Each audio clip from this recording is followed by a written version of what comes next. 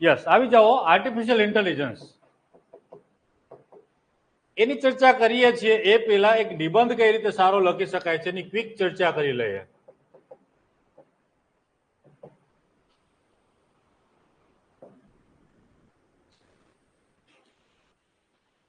સૂચના આપી છે, અમને આપી દેજો, પહોંચાડી દેજો. ચાલો, એક સરસ મજાનો નિબંધ કઈ રીતે લખી શકાય છે. ચલો, જૂના વિદ્યાર્થી મિત્રો, આપણે 2-3 એસે કદાચ મેં ડિસ્કસ કરાવ્યા છે. એકાદો મેં તમારામાં ગાંધી વાળો કરાવ્યો છે, સાહિત્ય વાળો કરાવેલો છે. ત્યારે આપણે ચર્ચા થઈ છે કે એક સરસ મજાનો નિબંધ કઈ રીતે લખી શકાય. જેને કરો શરૂઆત. નિબંધને કોઈ બંધ ના હોય. ચલો, ગુડ. આમ છતાં આપણે 3 બંધમાં બાંધીએ છીએ. 3 બંધ એટલે નિબંધની અંદર કોઈ બંધ ના હોય. એ બંધ એટલે કે તમારી ક્રિએટિવિટી, તમારી રચનાત્મકતા, તમારી સર્જનાત્મકતા, તમારી મૌલિકતાના બંધ ના હોય. બંધ ના હોય. યસ, એ સાચી વાત છે. એ તમારી રચનાત્મકતા, તમારી સર્જનાત્મકતા, તમારી મૌલિકતા, આ 3 વસ્તુના બંધ ના હોય એ નિબંધ છે. પરંતુ યસ, લખવા માટે કોઈ ને કોઈ પ્રકારના બંધ આપણે બાંધવા જોશે. એ બંધ એટલે કે ઇન્ટ્રોડક્શન, જેને પ્રસ્તાવના કહીએ છીએ. પછી બોડી પાર્ટ, જેને મુખ્ય ભાગ કહીએ છીએ. અને કન્ક્લુઝન એટલે કે સારાંશ કહીએ છીએ.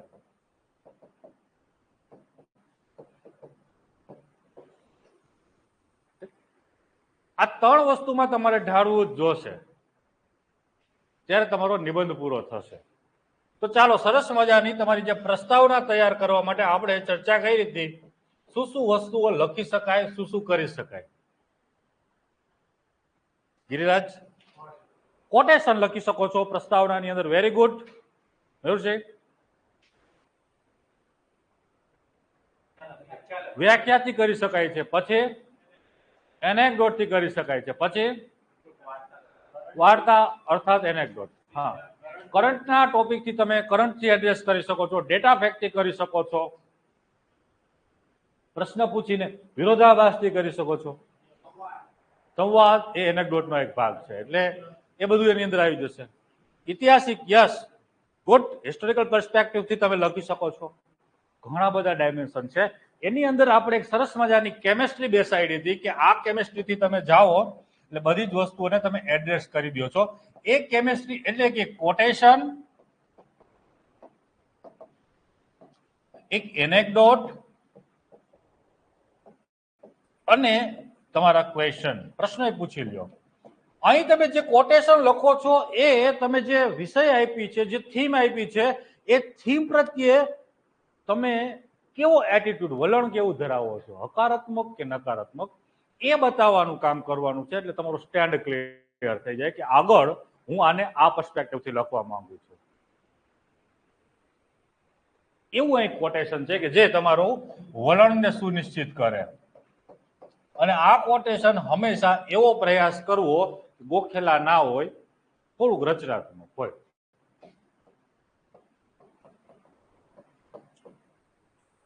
પછી એનેક્ડોટ. એનેક્ડોટ તમારી રસપ્રદતા માટે છે. આજે ચર્ચા કરીએ છીએ કેવા એનેક્ડોટ હોય. પેપર ચેકરને તમારી પેલા 10-15 હજાર 20,000 પેપર ચેક કરીને આવ્યો હોય, એમની રસપ્રદતા પૂરી થઈ ગઈ હોય છે. એનેક્ડોટ એવી વસ્તુ છે કે એ આગળ વંચાવવા માટે રસપ્રદ વસ્તુઓ બનાવી શકે છે. એટલે રસપ્રદતા માટે છે ને ક્વેશ્ચન, બોડી પાર્ટની અંદર શું તમે લખેલું હશે, ક્યાં ક્યાં ડાયમેન્શન ખોલેલા હશે, એ દર્શાવવા માટે તમારો ક્વેશ્ચન પૂછવાના છે. ચલો, શરૂઆત કરો.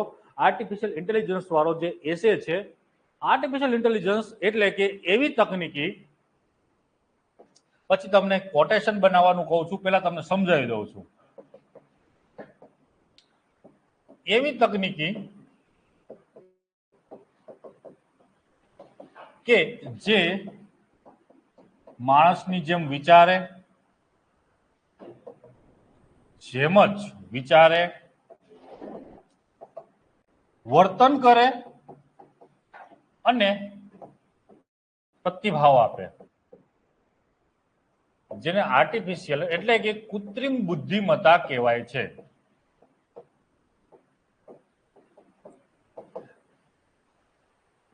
હે હા એ આવી ગયું. અહીં જે આપણે કહ્યું વર્તન કરે એની અંદર એ કાર્ય આવી જશે. માણસની જેમ વિચારે, વર્તન કરે અને પ્રતિભાવો આપે. કદાચ માની લો કે તમારા સાહેબ નું આર્ટિફિશિયલ ઇન્ટેલિજન્સ ની કોઈ તકનીક રોબોટ બનાવ્યા હોય, સાહેબ જે રીતે હસે છે એ રીતે જ હશે, સાહેબ જેમ ધમકાવે એ રીતે તમને ધમકાવે, સાહેબ જેમ પ્રશ્ન પૂછે છે એ જ ડી ટુ ડી આ વસ્તુઓ થાય, એને આર્ટિફિશિયલ ઇન્ટેલિજન્સ કહેવાય. સમજાઈ ગયું છે આર્ટિફિશિયલ ઇન્ટેલિજન્સ એટલે શું? એવી તકનીકી અથવા એવી ટેકનોલોજી કે જે માણસની જેમ વિચારે, વર્તન કરે અને પ્રતિભાવો આપે, જેને આર્ટિફિશિયલ ઇન્ટેલિજન્સ કહેવાય છે.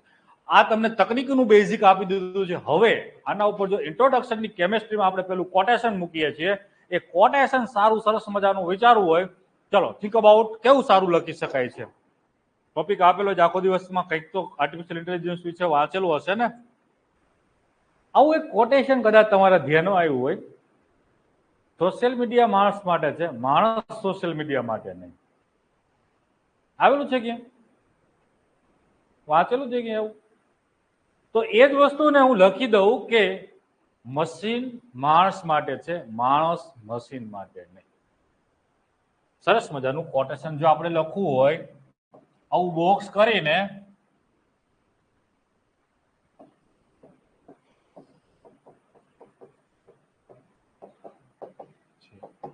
નહીં કે માણસ મશીન માટે. ક્યારેક ક્યારેક આપણે જોઈશું ને તો આપણે ખરેખર એવું લાગશે કે આપણે સોશિયલ મીડિયા માટે ના હોય.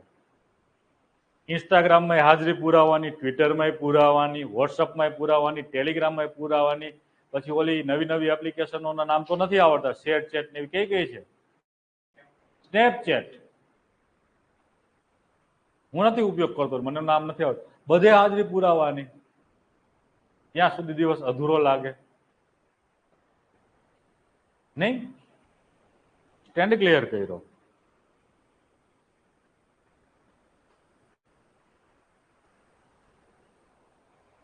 સ્ટેન્ડ ક્લિયર કર્યો કે હું તમને કહીશ કે આપણે આર્ટિફિશિયલ ઇન્ટેલિજન્સમાં અહીં અટકવાનું છે. આપણે કન્ક્લુઝન બાજુ જશે ત્યારે ચર્ચા કરશું. મશીન માણસ માટે છે, નહીં કે માણસ મશીન માટે. આર્ટિફિશિયલ ઇન્ટેલિજન્સના તમને ફાયદાઓ દેખાય છે, વધારે એમની ડાર્ક સાઈડ છે. તો ચર્ચા કરશું ડાર્ક સાઈડ કેવી કેવી છે. ચલો હવે કોટેશન લખાય છે, પછી ઇન્ટ્રોડક્શનની અંદર એનેક્ડોટ, એક રસપ્રદતા માટે સરસ મજાનો એનેક્ડોટ લખવાનો છે. ચલો વિચારો, બનાવો એકાદો એનેક્ડોટ, અને એનેક્ડોટને ફકરામાં લખવાનો છે.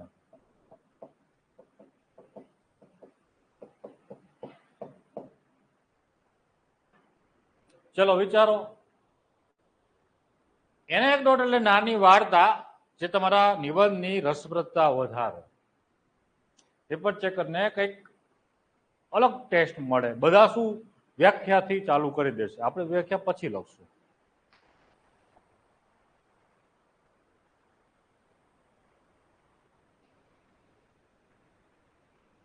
ચલો વિચારો.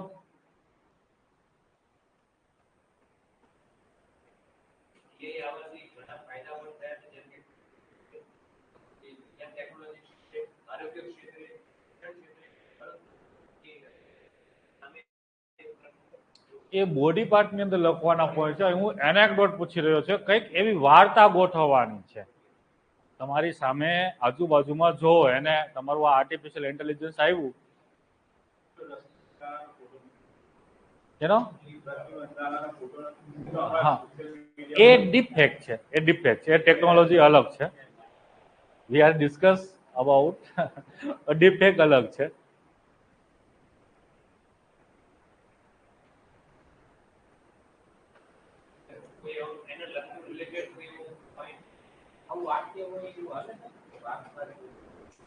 એનેક્ડોટ એટલે વાર્તા, તમને વિચારતા શીખવાડું.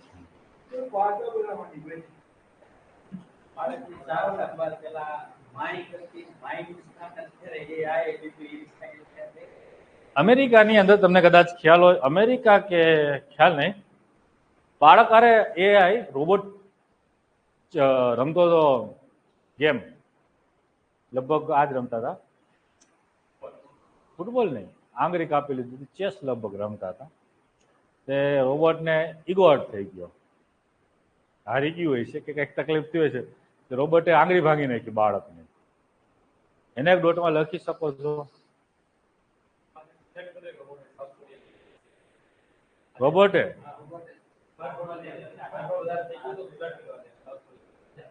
એ તો અંદર લખશે. ચલો એક એનેક્ડોટ તમને આપું છું, અહીં આવી જાઓ. હું 11th કે 12th ભણતો ત્યારે એક પાઠ આવતો, ટોબરનું નગર.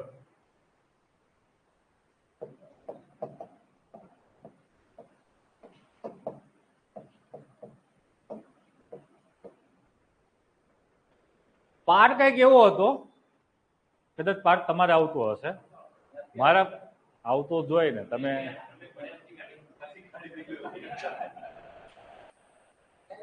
આમાં ઘણા બધા મારાથી મોટા હશો એટલે આવતો જ હોય. એટલે આવતો હશે. હા, 2000 વાળા મોડેલ હશે એ બધા નાના છે, એટલે આવતો હશે. 95 ની આજુબાજુ જૈનમાં હોય, તો 95 સુધી. મારા પછી સિલેબસ ચેન્જ થઈ ગયો છે, હું છેલ્લો છું, નવી પેટર્ન આવી હતી એટલે સિલેબસ ચેન્જ થઈ ગયો છે. એમાં એક પાઠ આવતો, ટોબરનું નગર. અહીં આવી જાઓ. આ ટોબરના નગરમાં કંઈક આવી વાર્તા છે કે મશીનોએ માણસ જાતને ગુલામ બનાવી દીધી છે. આ એ માણસ એક વખત મશીન ઉપર પોતાનું વર્ચસ્વ ધરાવતો હતો, ધીમે ધીમે એ મશીને માણસ જાતને ગુલામ બનાવી દીધી છે અને માણસ જાતનું શોષણ કરી રહી છે. માણસને મજૂર બનાવી દીધા છે અને એનું એ હદ સુધી ગુલામ તરીકે એમનું શોષણ કરી રહ્યા છે કે માણસ જાત થાકી ગઈ છે, હતાશ થઈ ગઈ છે. એની પાસે એટલી પણ તેવડ નથી રહી કે પ્રતિઘાત કરી શકે, પ્રતિકાર કરી શકે. અને એમાંથી એક હીરો જન્મે છે. બધાને પોતાની ચેતના સૂચવે છે કે આ એ મશીન છે, આપણા વડવાઓએ આમની પાસે કામ લીધું છે, તમે જાગો. લોકોને જગાવે છે. એક દિવસ આખી માણસ જાત મશીન સામે ઊભી રહે છે અને જેમ તિરંગામાં ફ્યુઝ કંડક્ટર કાઢી લે છે ગેંડા સ્વામીનું મિસાઇલનું, એવી જ રીતે મશીનનું ફ્યુઝ કંડક્ટર કાઢી લે છે એ જે હીરો હોય છે. અને આ જે રોબોટ ટોબર એ કે મશીન, એ માણસ જાતને પાછા ગુલામ થઈ જાય છે એટલે મશીન પર પાછો માણસ જાતનો વિજય થઈ જાય છે. આ ટોબર એટલે બીજું કઈ નહીં, રોબોટ. હવે જ્યારે પરિકલ્પના કરીએ કે આજ રોબોટ ને આજના ચેટ જીપીટી ની વાત કરીએ અથવા આર્ટિફિશિયલ ઇન્ટેલિજન્સનું ત્રીજું સ્તર આપણે ચર્ચા કરીએ છીએ, 3 સ્તર છે, એમની સાથે ચર્ચા કરીએ, એમની સાથે લિંક કરીએ તો કંઈક ને કંઈક એવું જ દેખાઈ રહ્યું છે. ધીમે ધીમે મશીનની માણસ જાત ગુલામ બની રહી છે. આ થવા પાછળની જો કોઈ ટેકનોલોજી જવાબદાર છે તો એનું નામ છે આર્ટિફિશિયલ ઇન્ટેલિજન્સ. આર્ટિફિશિયલ, હવે પ્રશ્ન પૂછો કે આર્ટિફિશિયલ ઇન્ટેલિજન્સ એટલે કે કૃત્રિમ બુદ્ધિમત્તા જે છે એ તું ખરેખર આપણે જે ટોબરના નગરનો જે પાઠ વાંચ્યો હતો, ભણવામાં આવતો હતો, એવી જ રીતે માણસ જાતને ગુલામ કરી મૂકશે, કરશે કે નહીં કરે? તો માણસ જાત શું આ પોતે જ વિકસાવી રહેલી ટેકનોલોજીને નિયંત્રિત કરી શકશે? ચલો એમની એક ચર્ચા અથવા વિહંગાવલોકન અથવા તલસ્પર્શી અભ્યાસ કરી લઈએ. આવો સરસ મજાના એક કે બે ફકરામાં તમે એનેક્ડોટ બનાવી દો. છાપા વાંચો છો, અહીંયાથી એનેક્ડોટ મળી જશે. તો અહીં મારા એનેક્ડોટમાં ટોબરનું નગર અને પાછળ પ્રશ્ન 3-4 પૂછીને શબ્દ લખી દઉં, ચલ તલસ્પર્શી અભ્યાસ કરીએ અથવા વિહંગાવલોકન કરીએ અથવા ચર્ચા કરીએ. હવે આવી જાઓ બોડી પાર્ટમાં. આવું મારું ઇન્ટ્રોડક્શનનું કામ પતે પછી હું બોડી પાર્ટ ની અંદર આવું તો બોડી પાર્ટ ને આપણે કઈ રીતે લખીએ છીએ તો આપણે ચર્ચા થઈ હતી કે બોડી પાર્ટ લખવા માટે આટલી મેથોડોલોજી છે શું એટલે કે વ્યાખ્યાયિત કરવાનું છે અને બીજું એમના હકારાત્મક પાસાઓ, એમના પડકારાત્મક પાસાઓ એટલે કે નકારાત્મક પાસાઓ, અહીંયા આપણે પડકારમાં લખવાનું.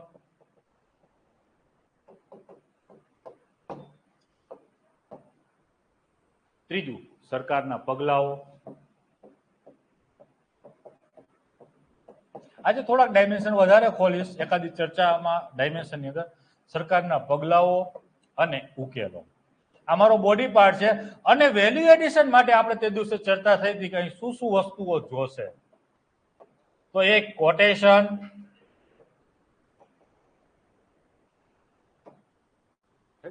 એ બોડી પાર્ટની અંદર આપણે લખશું કે છે શું એટલે કે એમને વ્યાખ્યાયિત કરશું. બીજું એમના હકારાત્મક પાસાઓ લખશું. ત્રીજું એમના પડકારાત્મક પાસાઓ લખશું. ચોથું સરકારના પગલાઓ. પાંચમું ઉકેલો એટલે કે ઉકેલાત્મક પક્ષ. આવા 4-5 પક્ષ લખશું એટલે તમારું જે કન્ટેન્ટ છે ડાયવર્સ થશે.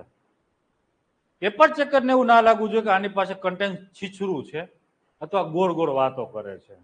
એ પહેલી લીટીથી છેલ્લી લીટી સુધી તમારું રસપ્રદ રીતે વાંચી શકે લેખન, એ લેખન કૌશલ્ય.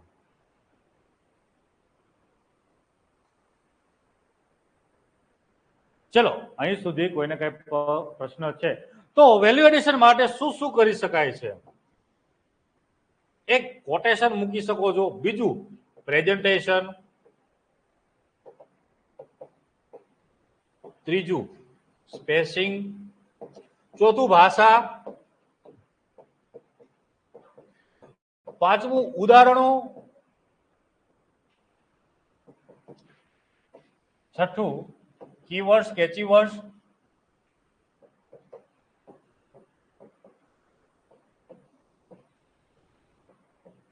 ક્રિએટિવિટી.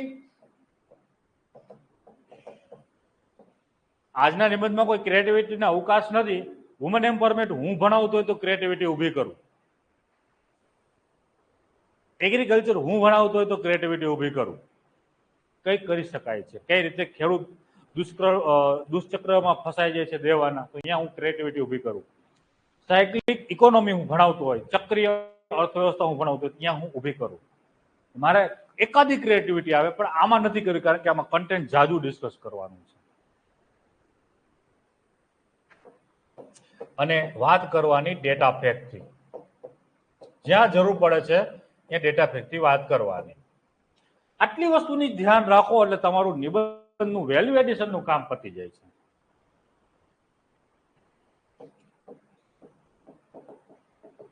એટલે કે કોટેશન જરૂર છે અહીંયા લખી દો. ડાયમેન્શન ચેન્જ થતો હોય જ્યાં તમે કોટેશન લખો. યસ, ને હજી એક પોઈન્ટ લખી શકો છો, ફ્લો.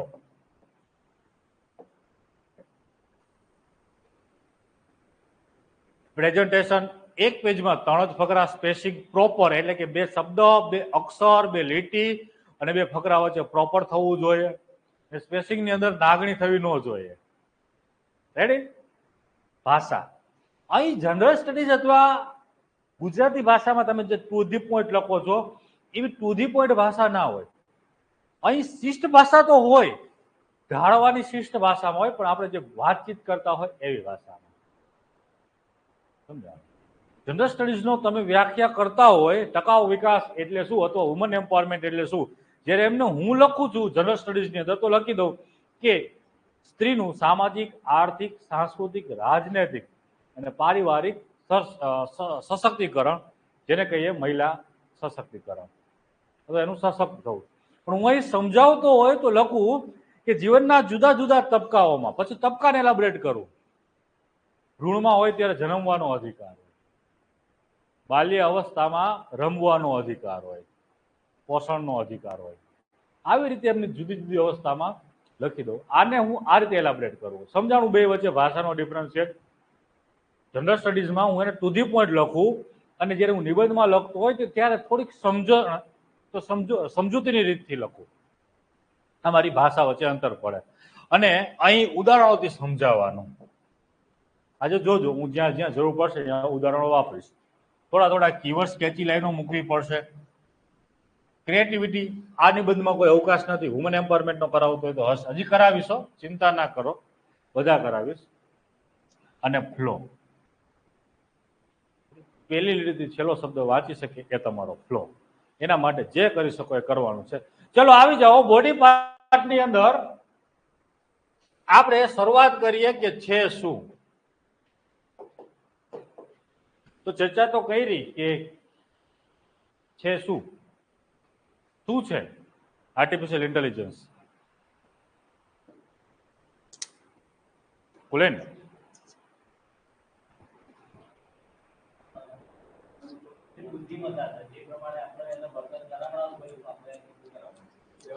યસ, આપણે કરાવવું એવું કરાવી શકીએ, પણ આ લોકો એવું કહે છે કે એ આપમેળે પણ કરે. તમે એમને ડેટા આપી દો, એમનો ખોરાક છે ડેટા. જેમ વાયુ છે હવા, ઓક્સિજન, એમનો ખોરાક છે ડેટા. તમે એને ડેટા આપી દો, ઉર્જા આપી દો, એ માઇનિંગ કર્યા રાખશે, પ્રોસેસ કર્યા રાખશે અને બધી વસ્તુઓ ફેંકા રાખશે. તો તમે લખી દો કે એવું મશીન કે જેને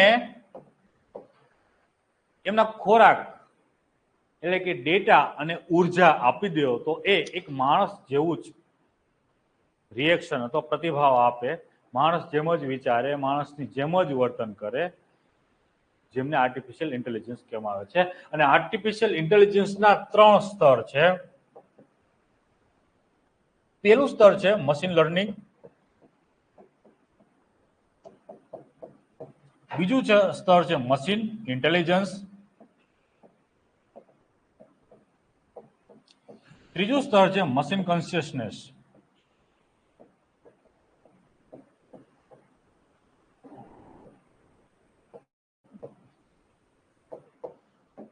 મશીન લર્નિંગ એટલે વિશેષ કઈ નહીં, એની અંદર તમે ડેટા નાખ્યા હોય અને ડેટાના ભાગરૂપે તમને પ્રતિભાવ આપતું હોય. એલેક્સા, સીરી નામ સાંભળ્યા છે? તમે કયો ને સીરીને કમાન્ડ આપો કે સીરી આ રસોઈની રેસીપી જણાવો, એટલે સીરી કહેશે એમાં પેલા તેલ નાખ તો ખરા લાલા, પછી એમાં રાઈ નાખ, એની અંદર વઘાર કર. એ સીરી. એલેક્સાને કહ્યું કે એલેક્સા મારું ફેવરેટ સોંગ વગાડ. એલેક્સાને કેમ ખબર તમારું ફેવરેટ સોંગ છે કયું? ડેટા એને આપેલો છે તમે, એટલે એલેક્સાને ખબર છે. એ મશીન લર્નિંગ. એલેક્સા શીખી લેશે, તમે જેને ડેટા આપો છો એમાંથી શીખી લેશે. તો ઉદાહરણમાં તમે લખી શકો છો સીરી અને એલેક્સા. તમારે ફકરામાં લખવાનું છે, હું એને પોઈન્ટમાં લખતો જાઉં છું. પછી આવે મશીન ઇન્ટેલિજન્સ. મશીન લર્નિંગ પછીનું આગળનું સ્તર છે મશીન ઇન્ટેલિજન્સ.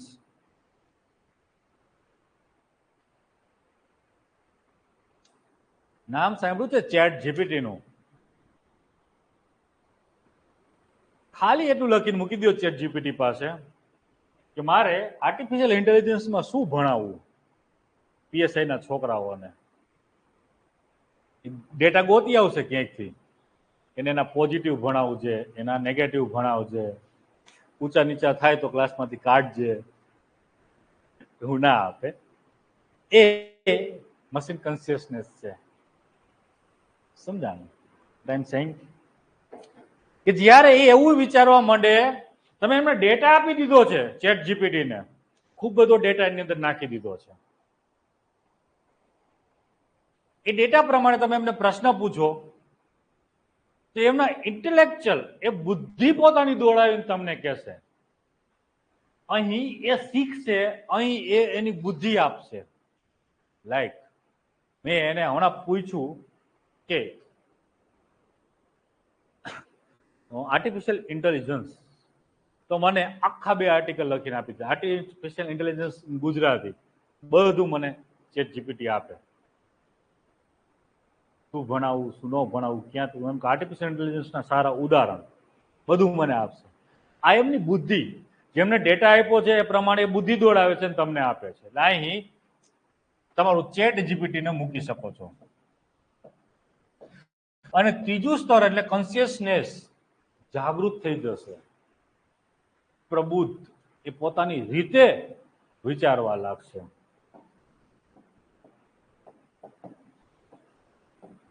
જે આપણે ટોબરના નગરની અંદર વાત કરી કે મશીનોએ તક મળી તો શું કર્યું, માણસને ગુલામ બનાવી દીધી. એ કોન્શિયસનેસ છે. તમે માણસને જોશો તો જોઈ લે કે દુશ્મન નબળો છે તો હુમલો કરી દેશે. એ શું છે? એમની કોન્શિયસનેસ છે, એમની અંતરાત્માની અવાજ છે, જાગૃતતા છે. એમની મશીન જે એવા સ્તરે પહોંચી જાય છે એ કોન્શિયસનેસ છે. લાઈક મશીનને તમે કીધું કે લિયોડી વિન્ચી જે ચિત્ર બનાવતો, રવિન્દ્રનાથ ટાગોર જે કવિતાઓ રચતા, એવી જ કવિતાઓ રચીને બતાવો. મશીન જ્યારે એ સમકક્ષ કવિતાઓ રચવા જાતે લાગે છે, રવિન્દ્રનાથ ટાગોરની કવિતાઓ નહીં, જાતે એવી રચનાઓ કરવા લાગે છે, એ અવસ્થા મશીન કોન્શિયસનેસ છે. સમજાણું ત્રણેય વચ્ચેનો ડિફરન્સ છે? હજી આથી સહેલી ભાષામાં સમજાવું. લર્નિંગ એટલે ડેટા આપી દો, એ શીખી લે અને ખબર પડી જાય તમારી હેબિટ ઉપરથી, એ પ્રમાણે એ તમને આપશે. ઇન્ટેલિજન્સ પોતાની બુદ્ધિ દોડાવશે.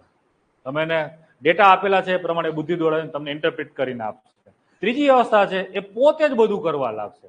ભલે હશે વસ્તુ ડેટાની, ડેટા એમને ઘણો બધો ડેટા આપી દો તમે, પછી એ પોતાની રીતે બધી વસ્તુઓ કરવા લાગશે, બધું વિચારવા લાગશે. રચનાત્મકતા એની અંદર આવી જશે. ટૂંકમાં તમને કહું તો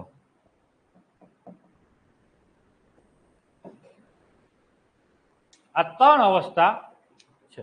ચલો આગળ જોઈએ કે ચેટ જીપીટી અથવા તમારું જે આર્ટિફિશિયલ ઇન્ટેલિજન્સ છે એમના ફાયદાઓ શું છે.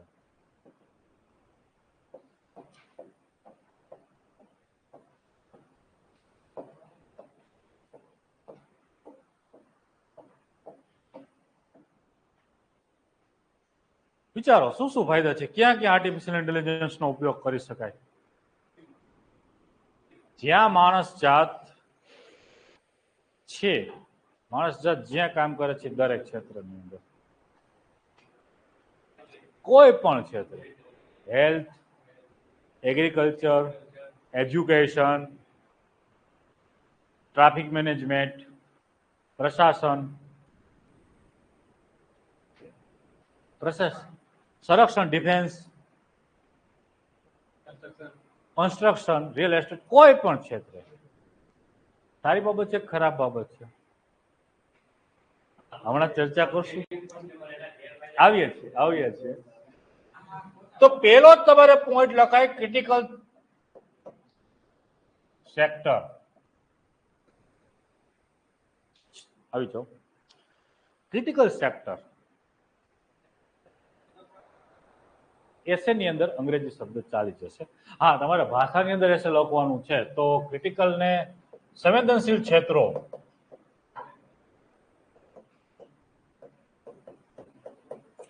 સંવેદનશીલ ક્ષેત્રો કે જ્યાં માણસ જાતની જાન ગુમાવી શકે એવી જે ક્ષેત્રો છે એની અંદર તમે રોબોટ ઉભા રાખી દો. કેવી કેવી જગ્યા છે? પહેલી, બોર્ડર, સીમા ક્ષેત્રે રોબોટ ફોર્સ ઉભી કરી દો. પછી તમે કહી શકો છો દાવાનળ જેવા, એટલે ફાયર બ્રિગેડના ક્ષેત્રો. ફાયર બ્રિગેડ લાગી છે, હા, અગ્નિશામ એવું ચાલશે, એટલું બધું નહીં હોય તો.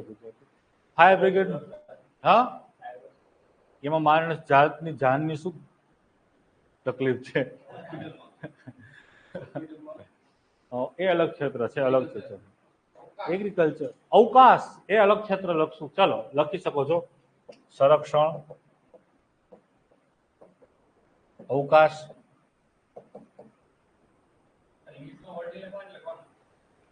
ક્યારેક ચાલી જશે આવા એસેની અંદર. પ્રયાસ રહેવો જોઈએ ગુજરાતીમાં તમે ઠારો. પછી એક ડીપ માઇનિંગ,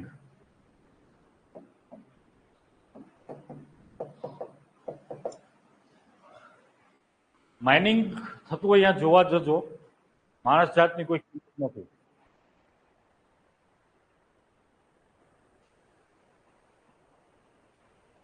ક્યારેક જોઈ આવજો. અને પીએસઆઈ થશો તો બહુ જ લાવવા મળશે તમને. રેતીનું માઇનિંગ થતું હોય, કોલસાનું માઇનિંગ થતું હોય, મામલતદારને રેડ પાડવા જવી હશે તો એ કઈ એકલો તો જશે નહીં. સાહેબ આવો ને, જાને તું એકલો. ચલો, એટલે આવા ક્ષેત્રો છે. અને બીજું એક ક્ષેત્ર છે માણસ ગૌરવનું ક્ષેત્ર છે, માણસ જાતના ગટર સફાઈ. હાથથી જે ગટર સફાઈ થાય છે જેને મેન્યુઅલ સ્કેવેન્જિંગ કહેવાય. સુપ્રીમ કોર્ટે પણ ચુકાદામાં ના પાડી છે કે હાથથી સફાઈ હવે ના થવી જોઈએ ગટરોની, એની જગ્યાએ મશીન વાપરો. હા, અમદાવાદ, બરોડા, સુરત બધા લગભગ, પુણે લગભગ કોર્પોરેશને હવે શરૂઆત કરી દીધી છે, પણ 100% હજી નથી કરી શક્યા. તો આ રોબોટ આવશે, આર્ટિફિશિયલ ઇન્ટેલિજન્સ આવશે, જેવી સ્વરૂપની જરૂરિયાત છે એની વાત કરી શકો છો. બોર્ડરની આવી ગઈ. અવકાશ ક્ષેત્રે તમારું જે ગગનયાન મિશન છે, કદાચ તમને ખ્યાલ હોય તો ગગનયાન મિશનની અંદર પહેલા વ્યોમમિત્ર નામનો રોબોટ મૂકેલો હતો. એ શું છે? Artificial intelligence. લખી દો.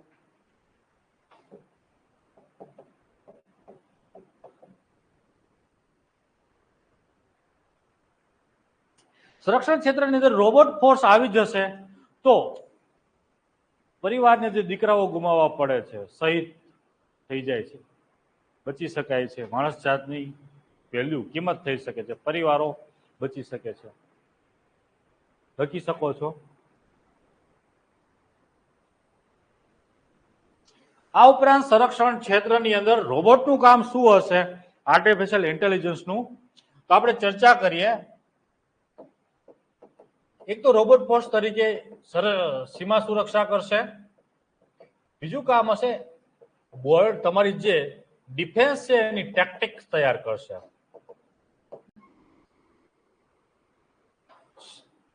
ટેક્ટિક્સ, રણનીતિ. તમને ખબર જ છે કે ચીન, આ તમારી બોર્ડર છે,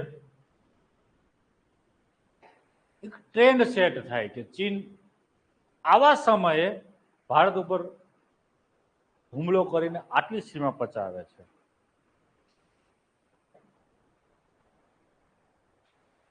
તમારો જે આર્ટિફિશિયલ ઇન્ટેલિજન્સ એમનો ડેટા હશે અત્યાર સુધીનો, નાનામાં નાનો ડેટા હશે, બિગ ડેટા એનાલિસિસ થકી એમનું એનાલિસિસ કરશે અને ખ્યાલ આવી જશે કે ઓકે, ચીનનો ટ્રેન્ડ હવે આવો છે, એ આવા લક્ષણો બતાવે છે, એટલે ટૂંક સમયમાં તમારા રાષ્ટ્રની બોર્ડરની અંદર એ ઘૂસશે.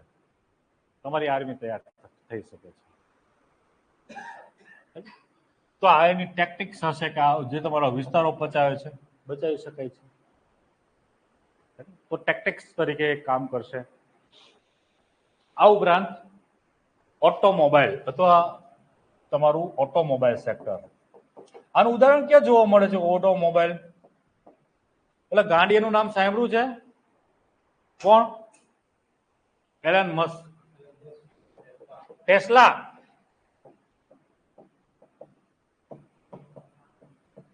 આનું ગાંડિયું એટલે કહું છું કે આનો બહુ વિશ્વાસ કરવા જેવો નથી. તમે શેર માર્કેટ અથવા આજે વર્ચ્યુઅલ કરન્સી બાબતે થોડાક જો જાણતા હશો તો 2 વર્ષ પહેલા, એટલે કોરોના પછી, આ માણસે સ્ટેટમેન્ટ આપ્યું હતું કે આવનારો સમય વર્ચ્યુઅલ કરન્સીનો છે. બરાબર છે, ચલો કોઈ વાંધો નહીં, માની લઈએ છે વર્ચ્યુઅલ કરન્સીનો છે.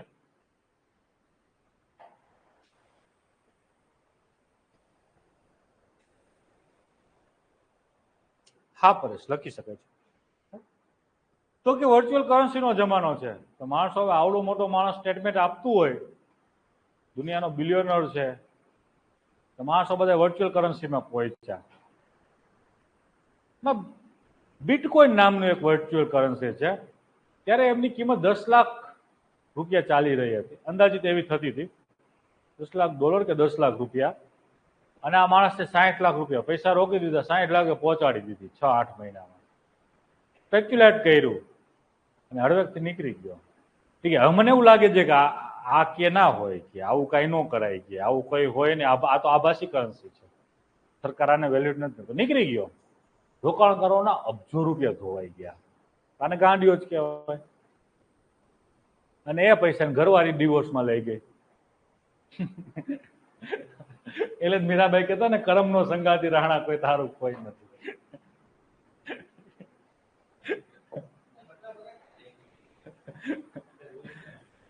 50% નો રૂલ્સ છે, એ આપી જ દેવાની, સંપત્તિ અલગ થવું છે તો.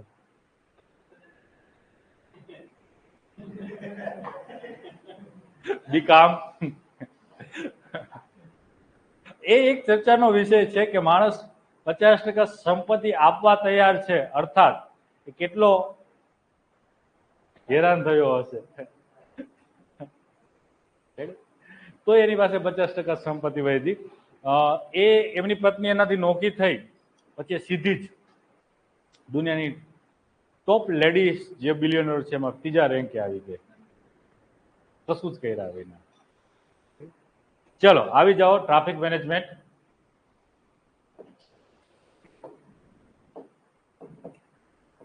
ટ્રાફિક મેનેજમેન્ટને બે રીતે કામ આપશે. એક તો એ અહીંયા ઉભા રહીને ટ્રાફિક મેનેજ કરશે. અહીંયા રોબોટ ઉભા જ રહેશે ટ્રાફિક મેનેજ કરવા. અને બીજું ઇન્ટરનેટ ઓફ થિંગ્સ એક એવી ટેકનોલોજી છે કે એ ડેટા ઇન્ટરપ્રેટ કરીને માની લ્યો કે અત્યારે આ કામ અહીંયા રસ્તો થઈ રહ્યો છે, આજે કુડાસણ વાળો જે રસ્તો બની રહ્યો છે રક્ષા શક્તિ સુધી, તમને ખ્યાલ નથી, તમે આવી રહ્યા છો અમદાવાદથી રસ્તે, તમને આગળ પહોંચતો પીડીપી ત્યાં આ ટ્રાફિકની સેન્સ આપી દેશે, તમને મેસેજ આવી જશે કે અહીંયા રસ્તો બંધ છે, ઇન્ફોસિટીથી ચાલજો, તમારો સમય ઉર્જા બધું બચાવશે. તો આ રીતે એક ટ્રાફિક મેનેજમેન્ટ. અને બીજું અહીં તમે કલાક ટ્રાફિકમાં ફસાઈને ઉભા રહીને સરકારને વ્યવસ્થાને ગાળો નહીં દો, વિન વિન સિચ્યુએશન. એક IoT ફિક્સ એટલે કે તમને દિશા આપશે, સૂચન કરશે. આ રીતે ટ્રાફિક મેનેજમેન્ટની અંદર. હવે આવો હેલ્થમાં.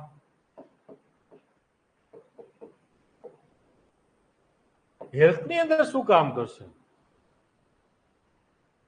એક તો ડેટા એનાલિસિસ થકી તમને પ્રિવેન્ટિવ કેર, પ્રિવેન્શન,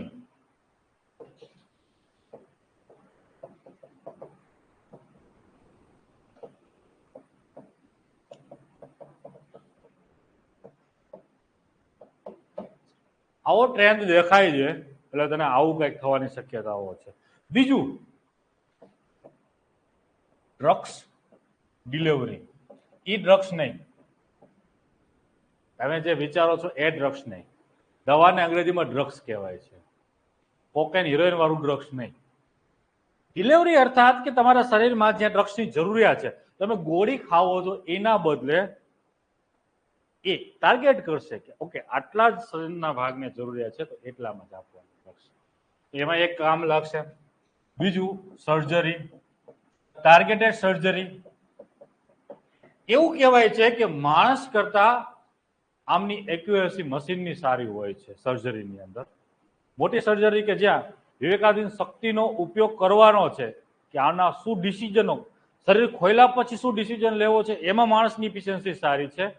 અને ખબર જ છે કે નાના નાના રોગ હોય, કિડનીમાંથી તમારે ઓલો સ્ટોન કાઢવો હોય કે એવા નાના નાના રોગ છે, તેમાં મશીનની એક્યુરેસી સારી છે. તો માણસે કાતરો ભૂલી જાય છે.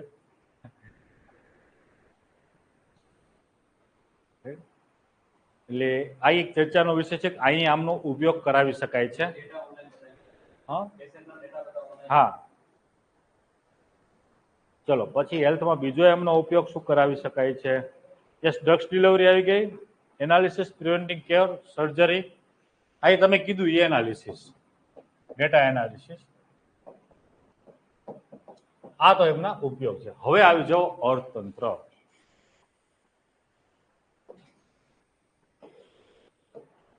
અર્થતંત્રમાં શું અસર પાડશે? એક અર્થતંત્રની અંદર આપણે એવી કહી શકીએ કે આખી એક નવી જ economy, new generation of economy તૈયાર થશે. નવી ટેકનોલોજી હશે, નવા વિચારો હશે, નવા વિચારોનું આદાન પ્રદાન હશે, એટલે કે ન્યૂ જનરેશન ઓફ ઇકોનોમી, નવી ઇકોનોમી જ આખી પેદા થઈ જશે કે જેને આપણે આર્ટિફિશિયલ ઇન્ટેલિજન્સ આધારિત ઇકોનોમી કહીશું, અથવા ચોથી ઔદ્યોગિક ક્રાંતિ આધારિત અર્થતંત્ર. હજારો નોકરીઓ પેદા કરશે.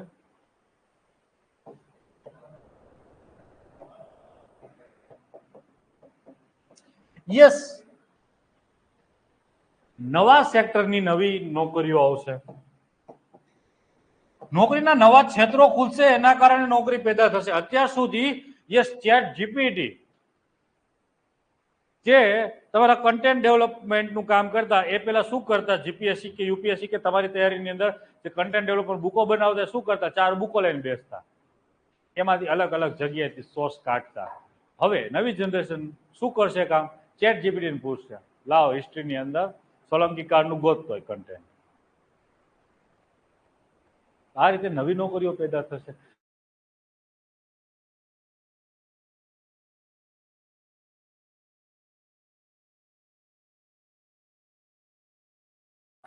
ઓફ ઇકોનોમી નવું ચાલુ થશે, જેમાં આખે નવું જનરેશન થશે. હા, આ એક કાયમી પ્રશ્ન હોય છે કે નવી તકનીકી આવશે, રોજગાર ખાશે કે નવા રોજગાર સર્જન કરશે? વિચારો.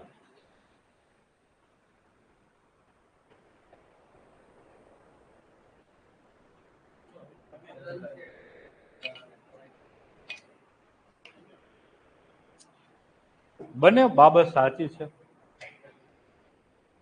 હાવ 60-40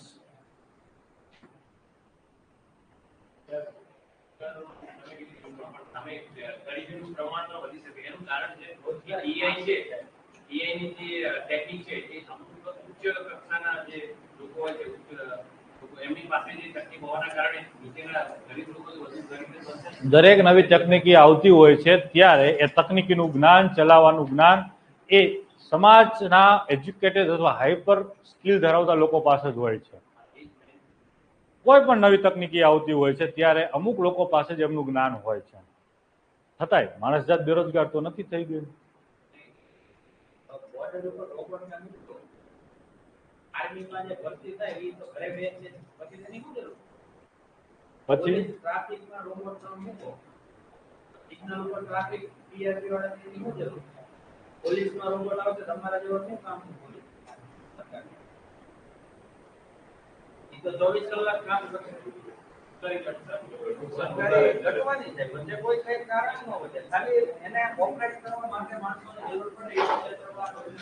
લખો અહીં, હાઈપર સ્કિલ ધરાવતા નવા ક્ષેત્રો ખુલશે અને આદિકાળથી લઈને આજ સુધી જ્યારે જ્યારે ટેકનોલોજીકલ ઇનોવેશન થયું છે, નવી તકનીકીઓ આવી છે, ત્યારે ત્યારે સમાજના એક વર્ગે કોકીરો કરી મૂક્યો છે કે ટેકનોલોજી રોજગાર ખાઈ જશે. ઇવન જ્યારે પ્રથમ ઔદ્યોગિક ક્રાંતિ આવી રહી હતી ત્યારે પણ સમાજનો એક વર્ગ આ જ વસ્તુ કહી રહ્યો હતો કે માણસ જાત બેરોજગાર પડી જશે. સેમ એજ જ્યારે બીજી ઔદ્યોગિક ક્રાંતિ આવી ત્યારે પાછો માણસ જાતનો એક વર્ગ કહેતો હતો કે રોજગાર ખાઈ જશે. ત્રીજો વર્ગ, ત્રીજી ઔદ્યોગિક ક્રાંતિ આવી ત્યારે પણ માણસ જાતનો એક વર્ગ એ કહેતો હતો કે રોજગાર ખાઈ જશે. સેમ જ આજે ચોથી ઔદ્યોગિક ક્રાંતિનો સમય ચાલુ થઈ ગયો છે અને માણસ જાતનો એક વર્ગ કહી રહ્યો છે કે રોજગાર ખાઈ જશે. હું એમ કહીશ કે યસ, નવા રોજગારો પેદા થશે. ત્યારે જ કહેતા હતા. એટલે યસ, નવી રોજગારની તકો પેદા થશે જ. હમણાં પાછો હું જ મારા સ્ટેટમેન્ટને કાઉન્ટર કરીશ, બેરોજગારીની વાત આવશે ત્યારે. અત્યારે આને આ રીતે રાખો કે જ્યારે જ્યારે નવી તકનીકી આવી છે, યંત્રો શોધાયા, વરડ યંત્રો શોધાયા, ત્યારે ત્યારે માણસ જાતે અથવા દરેક ઔદ્યોગિક ક્રાંતિ સમયે એક પ્રશ્નાર્થ ઉભો થયો છે કે રોજગાર ખાઈ જશે, માણસ જાત બેરોજગાર થઈ જશે, બેકાર થઈ જશે. પરંતુ આજ સુધીનો ટ્રેન્ડ એવું બતાવે છે કે માણસ જાત ક્યારેય બેરોજગાર નથી થઈ, સદંતર બેરોજગાર ક્યારે નથી થઈ, નવા રોજગારીના અવસરો પેદા થયા જ છે.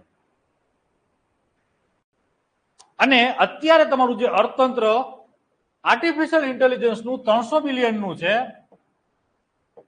$300 બિલિયન એ 2030 સુધીમાં આવતા આવતા એવું કહે છે કે 1.3 ટ્રિલિયનનું થઈ જશે. જો રોજગાર થઈ જતું હોય, ઇકોનોમીને નેસ્તનાબૂદ કરી દેતા હોય, તો આમનું જે બજેટની સાઇઝ છે અથવા ઇકોનોમી જે મોટી થશે આર્ટિફિશિયલ ઇન્ટેલિજન્સ આધારિત, એ ના થવી જોઈએ.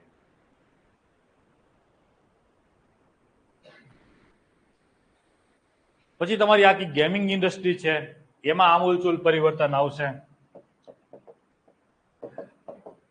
સદંતર મેટાવર્સ જે ફેસબુકની પરિકલ્પના છે, ઝુકરબર્ગની જે પરિકલ્પના છે મેટાવર્સ, એમને અહીં ફલીભૂત કરી શકાશે. તમે તીનપતિ રમો છો, એક ભાવનગર બેઠો છે, એક જામનગર બેઠો છે, ચશ્મા ચડાવી લેશો, તમને એવું લાગે છે ભાઈ જો ભેગા બેસીને જ ના રમતા હોય. It's called metaverse. એવો જ આભાસ થાય તમને મેટાવર્સની અંદર મારી જોડે જ બેઠો છે. હું મીટિંગ કોઈ અહીંથી મોરબી કે કોઈ રાજકોટ કોઈ વ્યક્તિ સાથે મીટિંગ એરેન્જ કરું છું. અમે મીટિંગમાં એ ટેકનોલોજી એ ચશ્મા પહેરી લઈએ એટલે બેને એવું જ લાગે કે બે જોડે જ બેઠા છે, સામસામે બેસીને ચર્ચા જ ના કરતો હોય. એવી ટેકનોલોજી એટલે મેટાવર્સ. ચલો, સમજાઈ ગયું? તો ગેમિંગ ઇન્ડસ્ટ્રીમાં આ પરિવર્તન આવશે અને યસ, તમારા ફ્યુચર પ્રોટેક્ટ કરવામાં ખૂબ કામ લાગશે.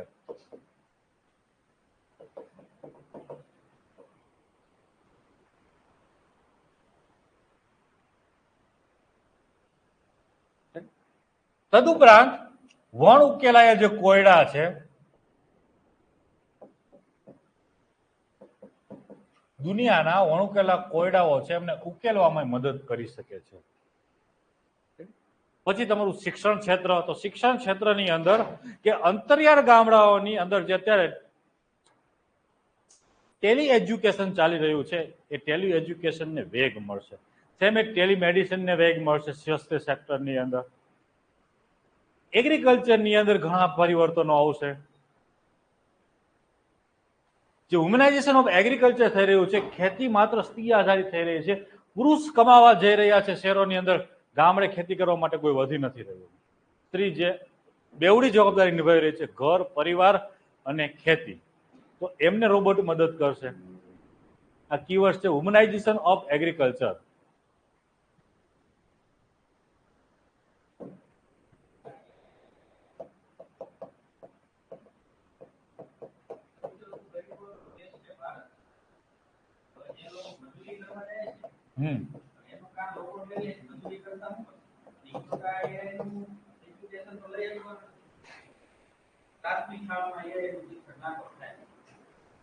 આખી માણસ જાતને રિપ્લેસ નહીં કરી શકે. હું હમણાં ચર્ચા કરું છું. આવશે બધા કોયડાઓ ખુલશે. અત્યારે જે પોઈન્ટને સાબિત કરવાનો છે પોઝિટિવમાં, ત્યારે એને પોઝિટિવ વેમાં સાબિત કરવાનો. જ્યારે હમણાં જ હું કહીશ કે મેં તમને કીધું ને કે હું મારા જ સ્ટેટમેન્ટને કાઉન્ટર કરીશ. જ્યારે રોજગારીની વાત આવશે, બેરોજગારીની વાત આવશે, ત્યારે તો તમે લખી શકો છો કે આમને મદદ કરશે રોબોટ. પછી અહીં તમે બીજું લખી શકો છો, જે નવા બિયારણો છે એની અંદર તમે આઈસીટી જે વાપરો છો એગ્રીકલ્ચરની અંદર, એમાં મદદ કરશે અને સ્માર્ટ કૃષિ કરી શકાશે.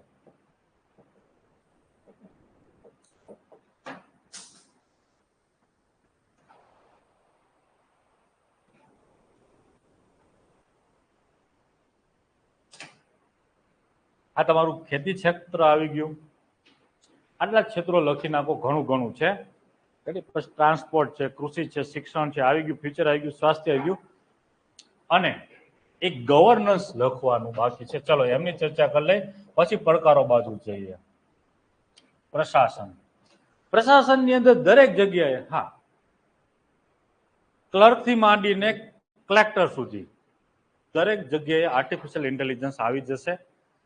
ફાયદો બતાવવાનો છે કે અત્યારે જે તમારી પોલિસી પેરાલિસિસ થઈ રહી છે, સ્ટેગ્નેશન ઓફ પોલિસી ઘણી વખત જોવા મળતું હશે. Parts of corruption. ક્લર્કને તમે 500 રૂપિયા આપશો તો કામ કરશે. પીએસઆઈ ને લાખ રૂપિયા આપશો તો કેસ આગળ હટાવશે, તમારો હલાવશે. રોબોટને કઈ જરૂરિયાત પડશે તો એનાથી શું તમે કહી શકો છો? યસ, ભ્રષ્ટાચાર ઘટશે, તમારી પોલિસી પેરાલિસિસ છે એ ઘટશે.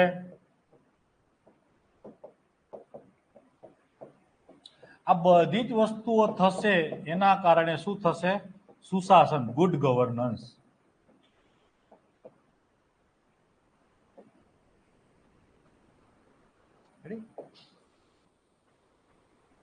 અને વૈશ્વિક સ્તરે જો ગુડ ગવર્નન્સ આવશે તો ભારત વૈશ્વિક સ્તરે યસ પોતાનું નામ બનાવશે, મહાસત્તા બનશે. આર્થિક વિકાસ સાધશે ગુડ ગવર્નન્સ થકી.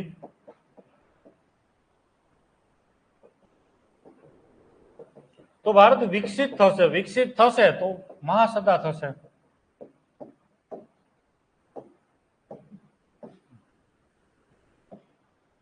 ભ્રષ્ટાચારનો ભોરિંગ ભારતને ભરી રહ્યો છે. ભોરિંગ એટલે નાગ પરડી રહ્યો છે.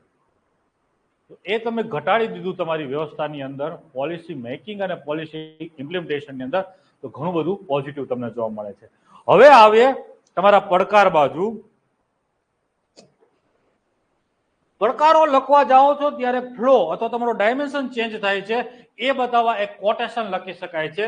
અને અહીં હું કોટેશનની અંદર એવું લખીશ, તમારો જે એલન મસ્ક છે એ પોતે ટેકનોક્રેટ માણસ છે કે આખી જિંદગી એમને ટેકનોલોજી દેશ દુનિયામાં કેવી નવી નવી ટેકનોલોજી લાવી શકાય.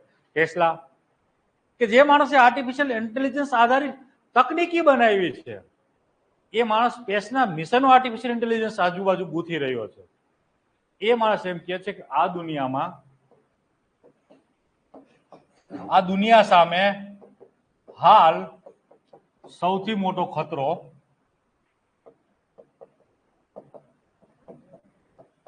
કૃત્રિમ બુદ્ધિમત્તા છે. મસ્ક પછી લખી દો કે જે માણસ ટેકનોક્રેટ છે કે જેને આખી જિંદગી ટેકનોલોજીને ઉત્કૃષ્ટ બનાવવા માટે તો એ જુદી જુદી તકનીકી થકી કઈ રીતે કામ કરાવી શકાય છે, દેશ દુનિયામાં આમૂલચૂલ પરિવર્તન લાવી શકાય છે, આર્ટિફિશિયલ ઇન્ટેલિજન્સ આધારિત પોતે ટેસ્લા કાર બનાવી છે, એ માણસ કહી રહ્યો છે. તો આમની સામે ખરેખર પડકારો છે. એ કેવા પડકારો છે, ચલો એમનું એક ચર્ચા કરી લઈએ. શબ્દ વાપરું છું ટેકનોક્રેટ.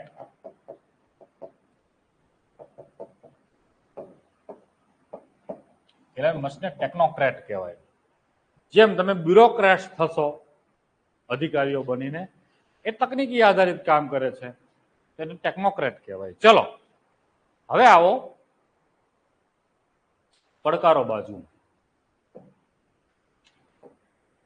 પેલો જ પડકાર લોકશાહી સામે છે. અહીં આવી જાઓ. ઘણા બધા પડકારોને લોકશાહીની આજુબાજુ ગૂંથીને જોઈ લઈએ. પેલું જ લોકશાહી સામે પ્રશ્ન છે સંપ્રભુતા. આ તમારી જે તકનીકી છે એ તમારી પાસે નથી. આ તકનીકનું વર્ચસ્વ વિકસિત રાષ્ટ્રો પાસે છે. તમારે તો કોપી પેસ્ટ કરવાની છે. તો વિકસિત રાષ્ટ્ર પાસે તકનીકી છે તો એ તમને આપશે. તો ડેટા કેની પાસે હશે? આ બધી તકનીકનો ઉપયોગ થતો હશે એમનું જ્યાં હેડક્વાર્ટર હોય. હેડક્વાર્ટર મોટા ભાગના આઈટી કંપનીઓના ક્યાં છે? મોટી મોટી યુએસએ.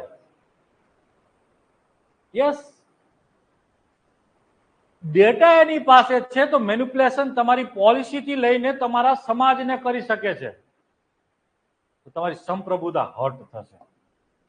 એ સમાજની અંદર ધ્રુવીકરણ કરાવી શકે છે, દંગા કરાવી શકે છે, હુલ્લડો ફેલાવી શકે છે. અને વાત રહી ધ્રુવીકરણ એટલે વિભાજન કરાવે, જાતિવાદના નામ ઉપર, ધર્મના નામ ઉપર. કારણ કે અત્યારે બધી જ વસ્તુઓ કંટ્રોલ થાય છે સોશિયલ મીડિયામાં, અને એના માટે હોવા જોઈએ ડેટા. ચર્ચા કરીએ સંપ્રભુતાને કઈ રીતે હર્ટ કરેલી હતી. એક કંપની છે, એનું નામ છે કેમ્બ્રિજ એનાલિટિકા.